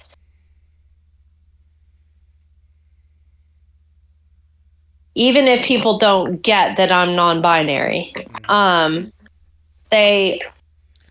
little girls love to watch me beat a dude's ass. Yep. Like. Yes. And it's So older women love to, like, and then trans and queer people love me to beat a cis dude's ass. You know, like. All I'm saying is y'all are leaving money on the. Yes. Like I don't. But I mean, like we weren't finding inroads to get the opportunities that we wanted closer to home. So the only option was to go further, which is fine. We wanted to, but like that's a tough lesson that I don't think sometimes people have imparted to them, or perhaps they just don't believe it. They something happens, but you got to get out. And one thing I want you're gonna learn. Sorry, go too in terms of like celebrating your own achievements, and this is if any other, and this applies to everyone, but since I'm talking about wrestling, if any other wrestlers hear this, I don't know everything, I don't know most things, but what I do know is that you got to stop putting asterisks next to your achievements. You have got to stop doing it. Just at me, Jesus. Like, just kidding. Go on. You can't. You have to stop. I do it. You have to stop, because if you're not giving yourself that credit, what are we doing? Like, no one else is gonna. No, it's true. It is 100% true. So there's that voice that I think all of us have.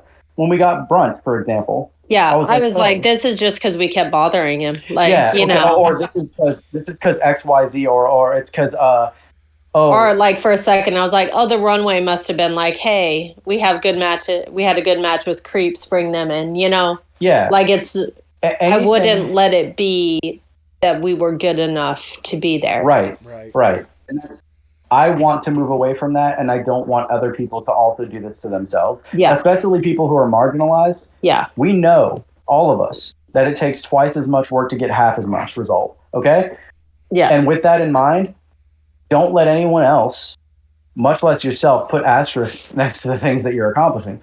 Fuck that. Like, you're doing it. Even small victories mean a whole hell of a lot, especially when the road is not something that's very clear or has been paved, and it's not the path of least resistance. All of the little victories add up, and I lose sight of that too. Yeah. But like again, if anyone feels that way about what they're doing, wrestling or otherwise, no. Your achievements are very important, even if it's not like earth shattering or not everyone knows little about stuff. It doesn't matter. Like don't.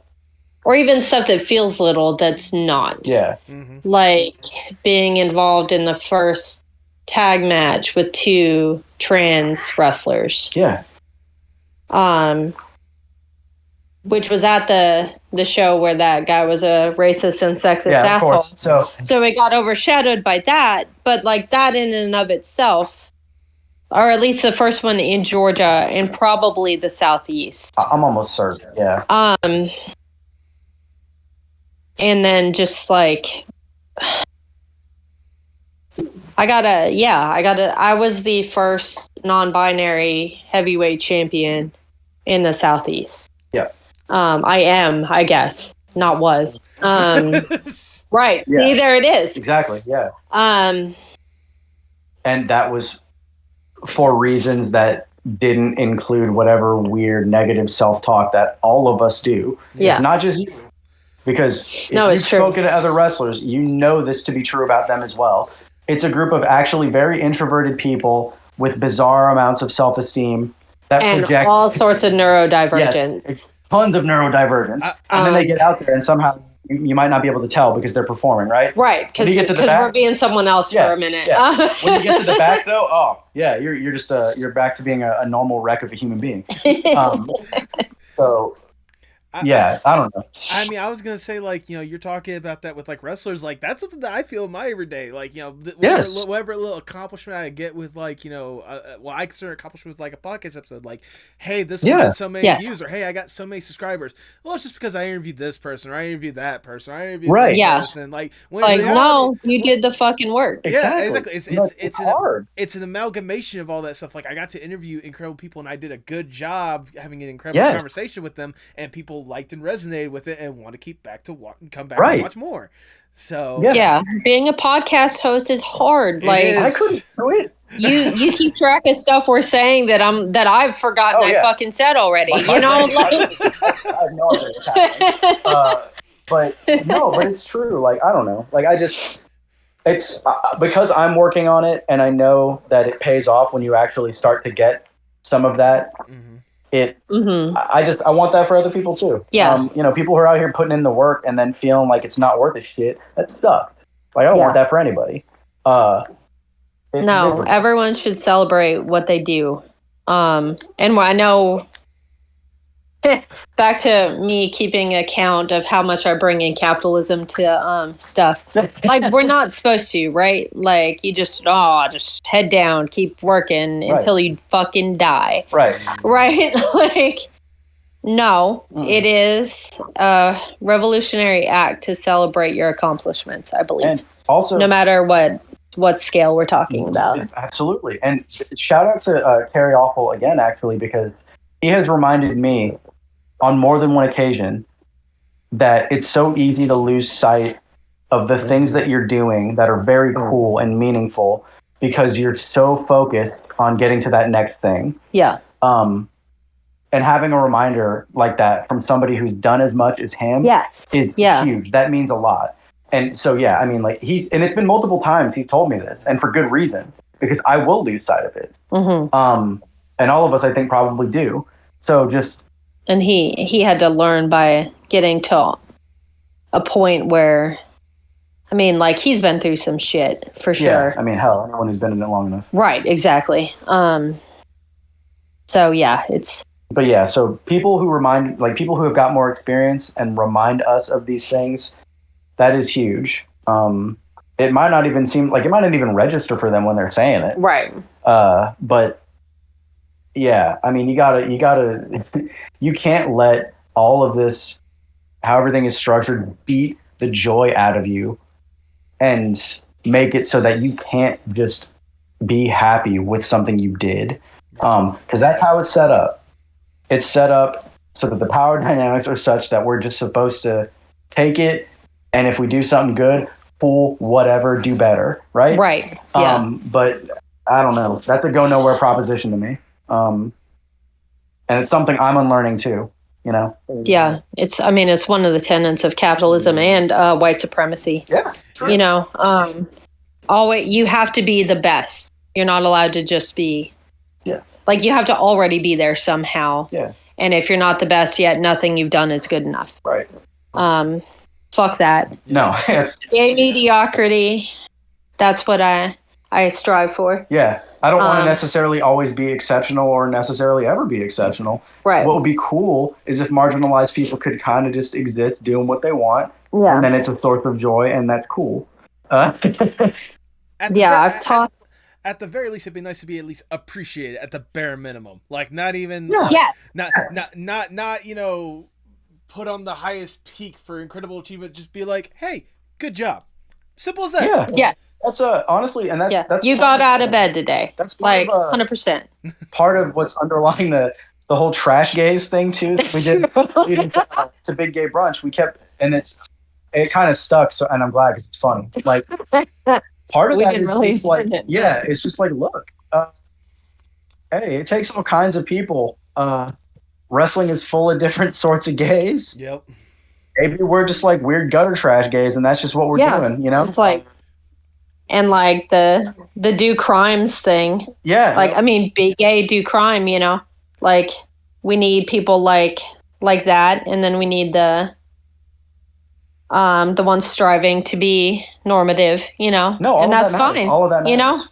There are as many queers as there could possibly be, and we all need to be here and just be recognized for existing when the U.S. government is, or at least parts state governments, I guess it's not necessarily at the federal level yet, but they're trying to fucking wipe us out. Yeah.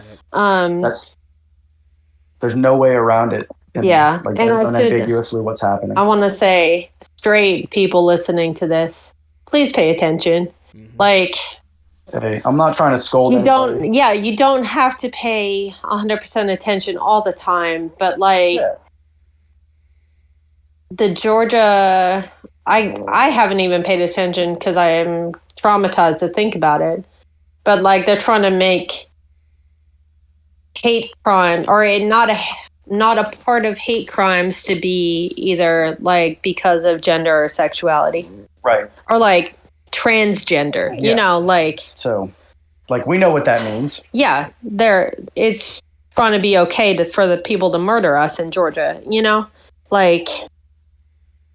I don't know, just pay some amount of attention, please. It should not be for us to tell you constantly what's happening. And yeah, I kept up all last year, all across the United States with what was happening, and I can't fucking do it this year. Right, because especially if situations like this are restricting incredible people such as yourselves, and not just in Georgia, but throughout the entire United States. Like, fucking Ohio's going for it right now. Yeah. Like, and I mean, our friends in fucking in like Nashville and stuff, like everything is not great there. And technically, when we were wrestling in Florida, a lot of us were breaking the law. Yeah.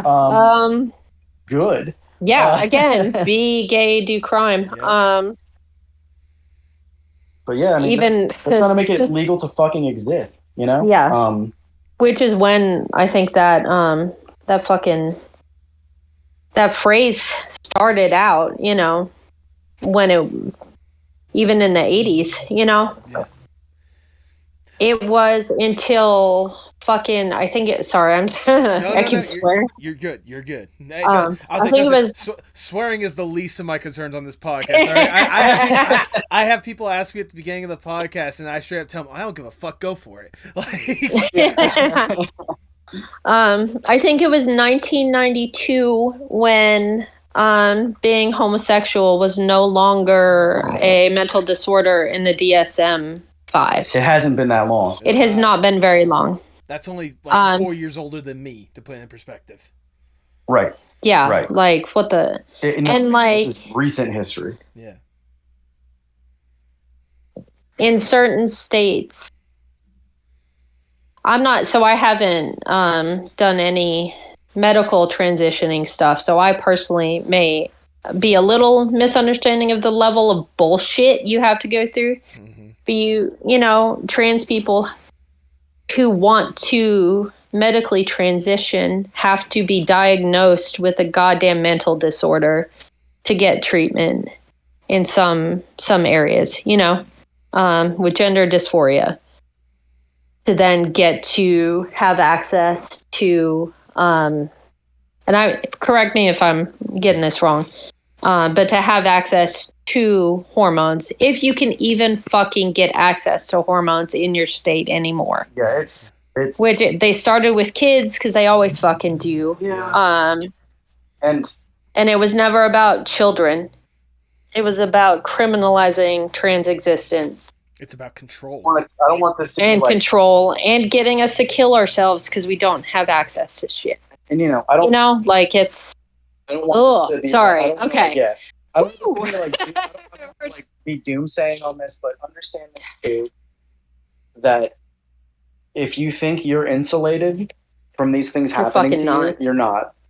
It's trans people now. Listen, TERFs, like especially the LGB community who leave off the T on purpose, y'all are next. Yeah, like, make no mistake, you're up against the wall once it's And it's if you're not white, Oh yeah. Then that sword was always dangling. I mean, they've been chipping away at y'all's rights forever. Yeah. If you had any. Yes. To begin with. Solidarity is very important. That's all I'm saying. Oh yeah. Race, class, gender, sexuality, solidarity. And sorry, this does sound very conspiratorial. No, it's not though. It's not. And this is also what informs a lot of how we operate, right? Yeah. Solidarity to me means so much. And it takes so many forms. Yeah. It's Black History Month. Yeah. Yeah. Fuck yeah, it is. Amen. Like, we are fortunate to be in so many locker rooms with so much amazing with people Black who have talent. Done Black history. Yes. Aja, Alex Kane, AC Mack. Yep. Yeah. Yeah. And all of that even if you are not Black, that matters a great deal. Yeah. And those are things that you should also be celebrating. Those are victories that transcend just like this month or a specific one small moment. We gotta celebrate each other, and we gotta look out for each other. That's all I'm trying to say. Yeah. That's it. No, that's it. Yeah.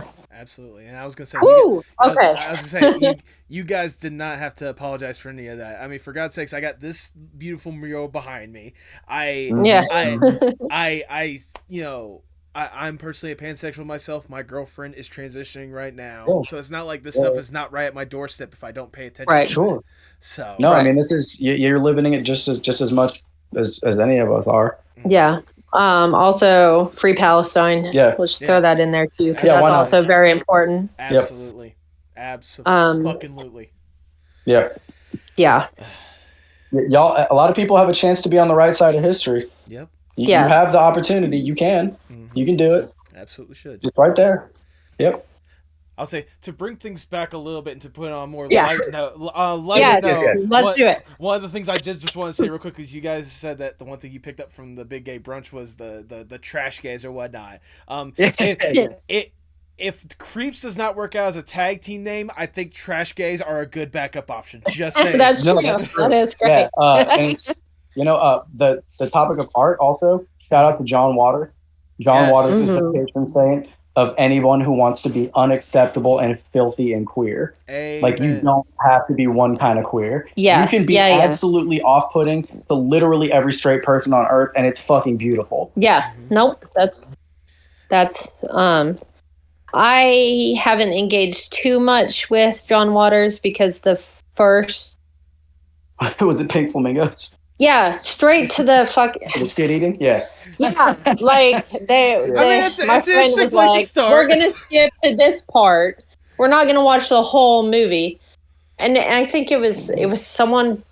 I think it was fisting maybe or some. No, there's a lot. All the very, and I was like, can we ramp up maybe? I was like, man, I'm 18. I lived in fucking rural Alabama. Yeah. Like, this is not.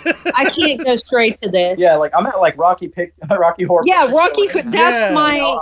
Like watching Divine eat actual shit. Yeah. I was gonna say, like, Rocky Horror is a good benchmark. Like, if you can handle that and want to crave more, then we ease into that other stuff. Exactly. Like, I wasn't ready to go straight to that. And I think I am now. So Yeah, you should go to it now. They tried to get you at a full sprint when you were trying to walk. Yeah, I was not quite there yet. Yeah. But yeah, fucking Rocky Horror. That's something that we've been talking about recently, or just Tim Curry in general. Yes, like it's something we try to bring in to our unsettling. So charismatic in very different ways. Yeah. Even in the Muppets Treasure Island, you don't have to say even that. That's including. Like, it's obviously like no, a great absolutely, yes.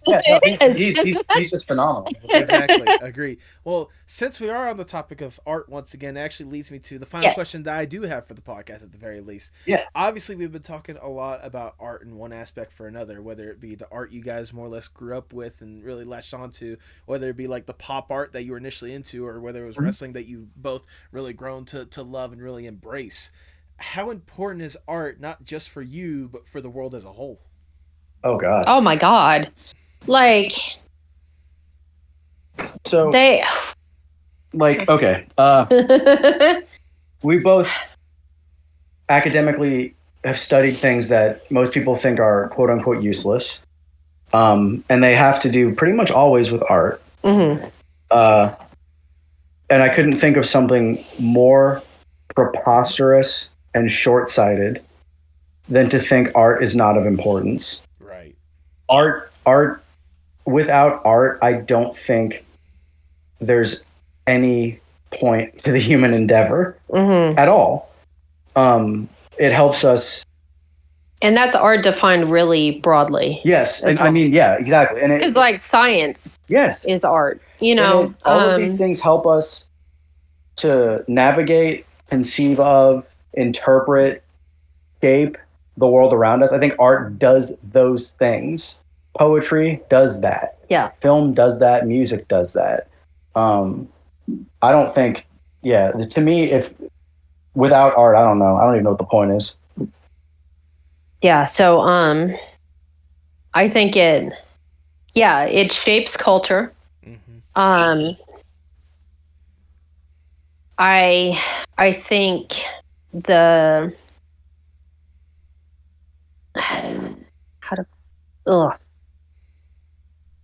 so like the idea that you have to get an MFA to be an artist or a poet or, Or anything like that is a function of capitalism and higher education's involvement with that. And I think, but also the fact that getting to do art when you have to have a fucking job is really difficult. Yeah. And like, there have been discussions like, just like Twitter discussions about how people are like, oh, why can't people just do the Sistine Chapel anymore? It's like, well, there are a lot of material reasons for that.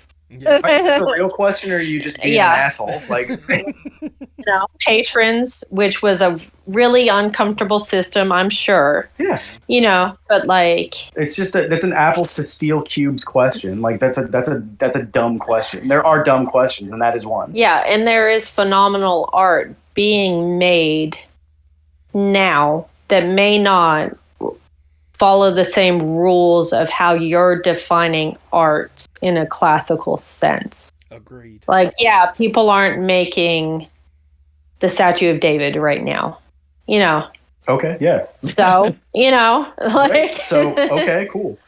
I don't know. I think there's a through line with like art too, that I think art has, I think, limitless potentiality in any direction, right? People can weaponize it to do absolutely hideous things, but it's important, I think. What I think it matters to me about the ability to interpret art and to care about it and to really think about it is that you also know what doesn't pass the smell test and what is very obviously something that is disingenuous and trying to do harm. Yeah. So I it's the idea that art has to look like classical statues is, well, first of all, purported usually by actual racist white supremacists. Yeah, but who also think that the statues were white because white is great. Right. And when they were painted initially, but whatever. But ignore actual history. That's fine. But I also think art can be created in a completely corporate setting. One of Irving's favorite video game people is Kojima. Yep. Hideo Kojima? Yeah, Hideo Kojima, who chafed under a lot of that stuff. I mean, you'd be able to speak to that better. But, I mean, like we've all come to know, I think, in recent years, just how horrible the video game industry is. Oh my God. Atrocious. Also unionize, everybody unionize. Unionize wrestling, it's going to take forever, but anyway. Yeah, but okay, so back to under those conditions though, very important and legitimate things can still blossom. It's not an ideal situation, but art comes from a lot of different places. And this is a weird anecdote that I remember, but Dr. Frank from the Mr. T Experience, for those of you who like punk punk. So he's a diehard fan of the Monkees, who are great, by the way. Oh, yeah. So people will often deride things like the Monkees because it's like, well, that's just dumb, stupid pop music that was manufactured for a specific purpose. It's like, okay, so yes, and there are humans who made that, and regardless of whatever conditions there were, you can't help but produce something of artistic merit even under those circumstances. So I don't have to like it. This is like blasphemy as a gay, but like Lady Gaga's music doesn't mean anything to me. It doesn't resonate with me. It just doesn't. But that doesn't mean it isn't art. That doesn't mean it's not important. That doesn't mean that effort didn't go into it. Right. It's just something I'm not into. No, that's true. And like, art is not for everybody. You know, you can't possibly make a piece of art that everyone will enjoy. And like I was thinking about something that I've been like kind of struggling with is like very feminine art isn't quite the word, and like art made for girls isn't, you know, that's how people deride it, right? Yeah. Letting myself enjoy like romance novels and Hello Kitty, you know, like I don't know how to, this sounds maybe kind of dumb, which sorry, that's another ableist thing. Yeah. But that doesn't mean it's not good and it's not art, you know? And like a lot of the reasons I maybe didn't like that stuff initially have to do with patriarchy and with ideas of what counts as art or what counts as good being controlled by those in power. And that's not the case. Like one of my favorite pieces of art that I've gotten to purchase was a zine that someone made that was Sanrio characters and AEW characters together. Okay. It's so fucking good. Like, it's great. And they like paired up Orange Cassidy with Gudetama. That's perfect. Who is the egg who he's just tired and doesn't want to do anything. And it's like the amount of knowledge of Sanrio and also wrestling that went into that. And it could on the surface just be like kind of cutesy, but it's fucking brilliant. Yeah. And I, of course, don't have their name off the top of my head, but I will find it and send it to you so we can link that person. Yeah, I don't know. I agree with Irving that I don't know that life would be worth living without things. That sounds dramatic. It does. It sounds really. I believe it. Because I don't know. We'd need. I would not know how to look at the world. At all. Right. I mean, so much of what we've talked about is how punk has shaped our worldview. Yeah. You know. What the hell? What? How? I can't imagine. And we would not be who we are without punk as an art form, musically and aesthetically, without zines, without so much, even flyers that have grown out of that. Yeah. I've been really influenced recently by ACT UP in New York's art that they did during the AIDS epidemic as a literal fight for their fucking lives. Right. So yeah. So I don't know. Art. I guess you could say art is important. Yeah, I like art. The other thing too that I wanted to just like I'll shut up, but like not everything needs to be high art. Right. No. Not everything needs to be legitimated by some sort of larger body who, for whatever reason, get to tell you what is or is not good art. That does not matter. This is part of what I was getting at with wrestling earlier. People want to compare it to a lot of things because they think as wrestlers or as people involved in wrestling or as fans that they have to justify their interest and their love of this thing. You don't. Legitimation. Academics, you don't have to do that. No. Chasing legitimation is a go nowhere proposition, period. It does not matter if these people don't understand your love of it. You can try to make them excited. You can express to them that you love it, but trying to get their approval, that's not it. It's not going to work. Art doesn't have to be whatever it is they think it is. So, yeah, and we do appreciate like high art, like stuff that's in museums, 100%. But we also appreciate little stuff or little, in quotation marks, that would not be considered legitimate. Yeah, you don't need to wait for some weird museum to suddenly on a lark think it's novel that your subculture has artistic merit for you to know that it has merit. It doesn't matter if they think it does. If it means something to you, it's art and it's important. Yeah, that's all I wanted to say. Aside from like that, I like art. I was gonna say all of that. Every single word of that is wonderfully worded, if I do say so myself. Thank you. Thank you. Creeps, that is all the questions I have for both of you. I've already showered you both with a whole ton of praise, but I'm gonna shower you with a little bit more because it's my podcast. I do whatever the fuck I want. Like I said from the start, like it is truly an honor to be able to sit down and talk with you guys. Obviously, I have always been a major component of wrestling being considered art in one way or another, and I think you guys both really exemplify that with your presentation, you know, how you really go forth and the enthusiasm you seem to have for this business in one way or another.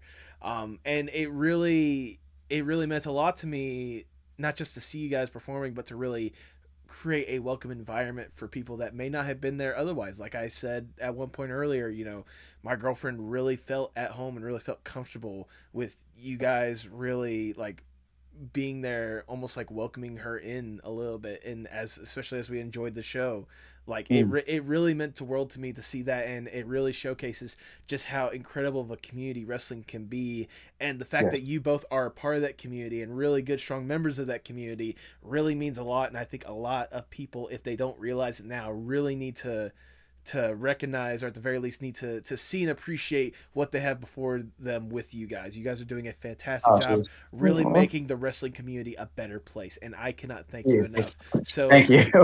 Keep being incredible trash gays at the end of the day. Keep being incredible creeps. Thank you guys so much for what you do. Please keep up the incredible work, and you know I'm gonna be rooting for you guys every single opportunity I get. Yes, no, I appreciate it. Thank you so much. Yeah. Absolutely. Oh, geez, feelings. Yeah, big feelings. Yeah, big feelings. And I will also say, when it comes to Classic City Wrestling, if those Northside boys or Northside heroes or whatnot, if they give you any trouble, especially their manager Chains or whatnot, just call on me. I think I can handle it with a good punch or two. Excellent. Good. Yeah, chainmail is something's gonna happen to that man. Yeah. He'll get what's coming to him for sure. That Scott Steiner ripoff is gonna get what he deserves one way or another. Yes, 100%. Oh goodness! Like if nothing else, if y'all need a manager, you know I am available. No. But that.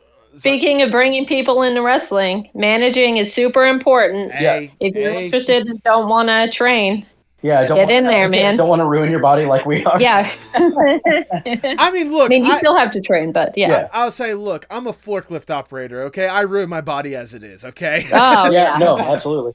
But regardless, if you guys want to have people obviously see exactly why I'm gushing all about this and all the incredible stuff you guys are repping, go ahead and plug your stuff for the people at home. Yes. So Classic City Wrestling is available on IWTV. Mm-hmm. It is a subscription service. Yes. Yeah. So I know they upload stuff too. They do. I think they put stuff on YouTube too. The Big Gay Brunch 8, top to bottom, was a absolutely amazing card, and we're on there. Mm-hmm. No after, we are there. Yep. That's on Triller. Yeah, Triller used TV, to be Fight TV. Yeah. Again, subscription. But yeah, I know that's an issue I have with. That's a different topic entirely, but yeah. But you know, ask someone for a password. Anyway, if you're not ready to go all in, Platinum Championship Wrestling is one of our home promotions, and that is available on YouTube and IWTV. Yes, yeah. So that's a easy, free place to start looking. We're there, and then there's a lot of other really good talent there. I would say look into Edward Draven's stuff. Edward Draven's fantastic. Absolutely wonderful human who is going to also break ground all over the place and already is, honestly. Yep.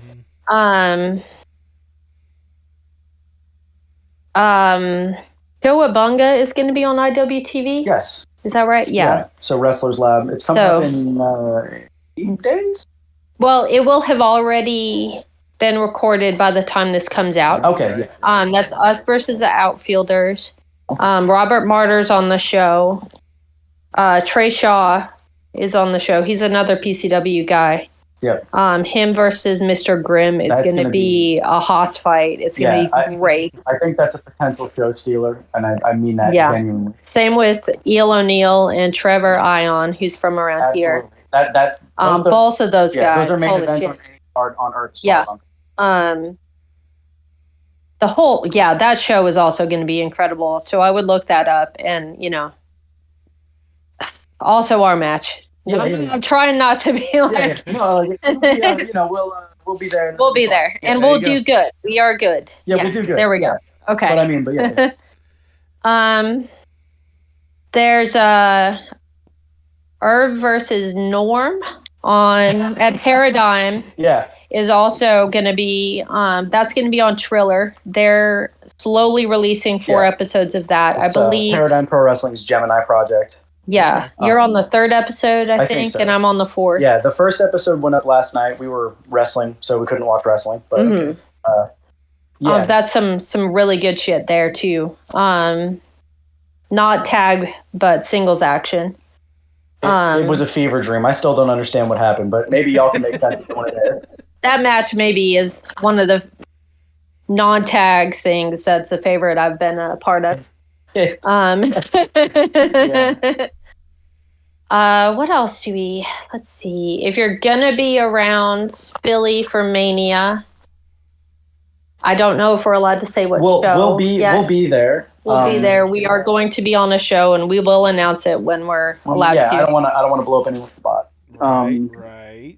But yeah, so you'll probably see us around at the very least. That's true. We will be marking out for a lot of wrestling that week. And come say hello to us, please. Yeah, we are very approachable. Yeah, I'm awkward as hell. We are there. You can follow me on Twitter, Facebook, Blue Sky. I'm on TikTok, Instagram. We do have a Discord channel. Oh wow, I forgot. Yeah. It's a very small one, but it's a very good community of people who figured out what we're on about and came in and are radical, and it's great. It's really nice. I should definitely check it more often. Yeah. But okay, so it's AndeyRipley.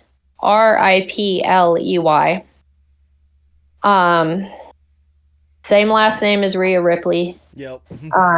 Technically, you got to it first. Technically, I think I did, but I was not on the TV. Right.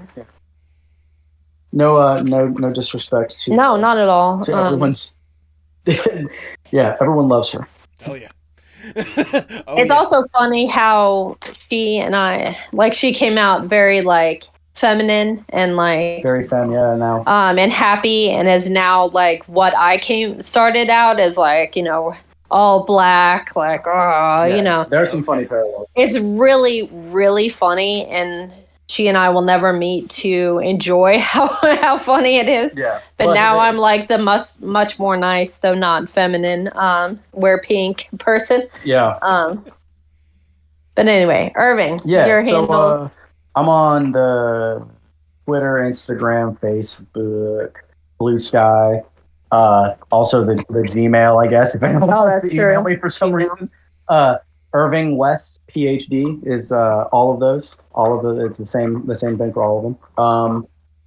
I think I'm more active on Twitter, much to my chagrin than I am. Honestly, Facebook is a nightmare, but Twitter is also a nightmare. Yeah. Blue Sky. Everyone, please go join Blue Sky. Yes. Make it more. Please, if more we of can a make thing. that viable, then I would love that. Please, yeah, we've already been through Hive, which didn't make it, unfortunately. Look, I've always said as soon as they get GIF and video capabilities on there, Blue Sky's gonna be my main place to go. Yeah. As it stands, I'm just Twitter is a how am I gonna fascist nightmare. It is. Yeah. But also a place we found a lot of community. Yeah. So I think that's why we're clinging to it, right? Because I mean, as with anything else, the good people are there, but what a platform. It is at the end of the day. Do you two have any final words before we sign off? Just thank you very much for having us on and for a really awesome and interesting conversation. Also, sorry that we ramble so much. No, like I said before, this is a podcast. I encourage rambling, okay? Okay, good. It's funny because we were like, man, an hour and a half. And then I was like, wait, we talk for 2 hours every time we're on a podcast. It's like, oh, I should have been like, a paltry of 1.5 hours. I give that as the base, but like to put in perspective, the longest I've been on a podcast with someone before I edited down an episode was 4 hours. So I think you guys are more than good. Yeah. Okay. Cool. All right. Yeah. As long as we don't have the distinction of the absolute longest, I'm No. Unless you want to go into detail about the animation industry in the 80s like that one guest did, I think we're good. Okay. And then I'm going to quote some aspects of Emergent Strategy by Adrienne Marie Brown, both as a reminder to myself and a suggestion for everybody. The big one that we use is what you pay attention to grows. So like ignore the haters, support your friends, support yourself, pay attention to your accomplishments and then they'll keep coming.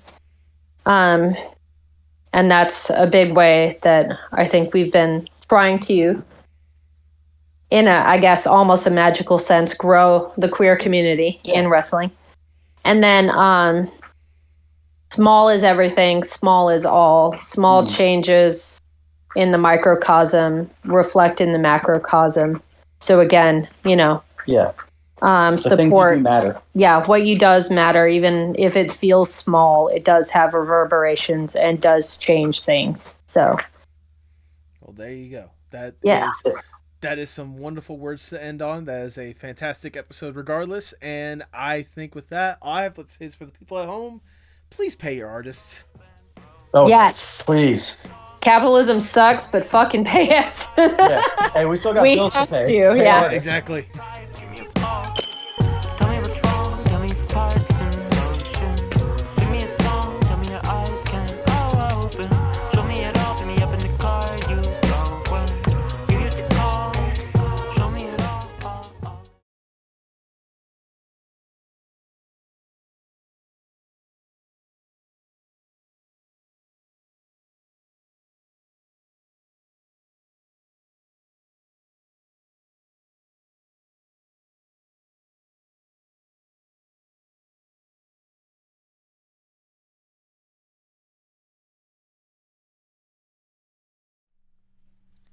Thank you so much for sticking around to the end. If this is your first time listening, I greatly do appreciate you sticking around to this point. As I obviously said throughout the episode, like the experiences I had with Creeps in person absolutely warranted an opportunity for them to be on this podcast. And Andey Irving, if you've gotten to this point, sincerely thank you once again for taking the time to do this. Getting a chance to really get to chat with you both and really get to peer inside a different mentality when it comes to wrestling. I will always forever cherish that.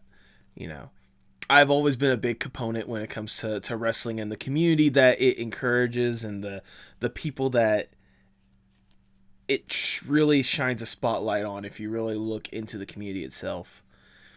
That's why I will always champion wrestling every single opportunity that I get. That's why I want to bring on more wrestlers on this podcast. And Andey and Irving were two great examples of that. You guys really showcase how incredible this community can be. I mean, listening back to obviously when I was talking about how how I met Creeps at the Classic City Wrestling show. Like the instant that show happened, like it really further reinforced that more than anything else, especially for my girlfriend, Christine. Going in and have them immediately establish that, hey, there's going to be no kind of BS here. This is going to be a safe space for everyone first and foremost. Like, it's really great to find those cool places like that to where in a huge group setting like that, we can all really be there to enjoy the entertainment that is before us. And especially with the incredible people that are putting their lives and limbs on the line just to entertain a freaking bar full of people or the local recreational center, all this kind of stuff, just to tell a fun story and for everyone to have a good time. That's the beauty of the art of wrestling for me. And I want to have, like I said, more people just like Andey and Irving on this podcast. I mean, you heard how talkative and how chatty they were and how much they were basically in sync. Like, they were a great duo. And I cannot wait to see how much more they get to do as a duo. I mean, I know I said it in the episode, but I'm going to say it again. I'm going to be rooting for them every single opportunity I get. I'm going to get more merch and stuff every opportunity I can get. Like, I want to see the Creeps really, really make it somewhere. And that goes for any of the previous wrestlers I've had on the podcast. Ia Surreal, I still keep up with her every chance I get. Maxwell Keith, I'm always going to be a huge fan of him and what he's doing, whether it be VTubing or wrestling. And some of the ones that I'm looking to get on this podcast, it can be nothing but fun conversations, especially with how creative some of these people can be, really putting forth their craft. If this is your first time listening to one of these episodes where I'm featuring a wrestler, I highly encourage you go back and check out the other ones where wrestling was either something that was mentioned or what the artist is themselves. I mean, sincerely, there's a lot of a lot of good times when it comes to the wrestling aspect. And I highly encourage anyone out there, if you have not yet, if you are interested, take the time to go to your local wrestling show. There can be a lot of fun at these wrestling shows, and you will always find something to have fun with. If nothing else, the good crowd mentality is going to really carry your experience more than anything else. Support the local arts, support local wrestling. Just have fun more than anything else. Because that's all it's meant to be at the end of the day. Have fun.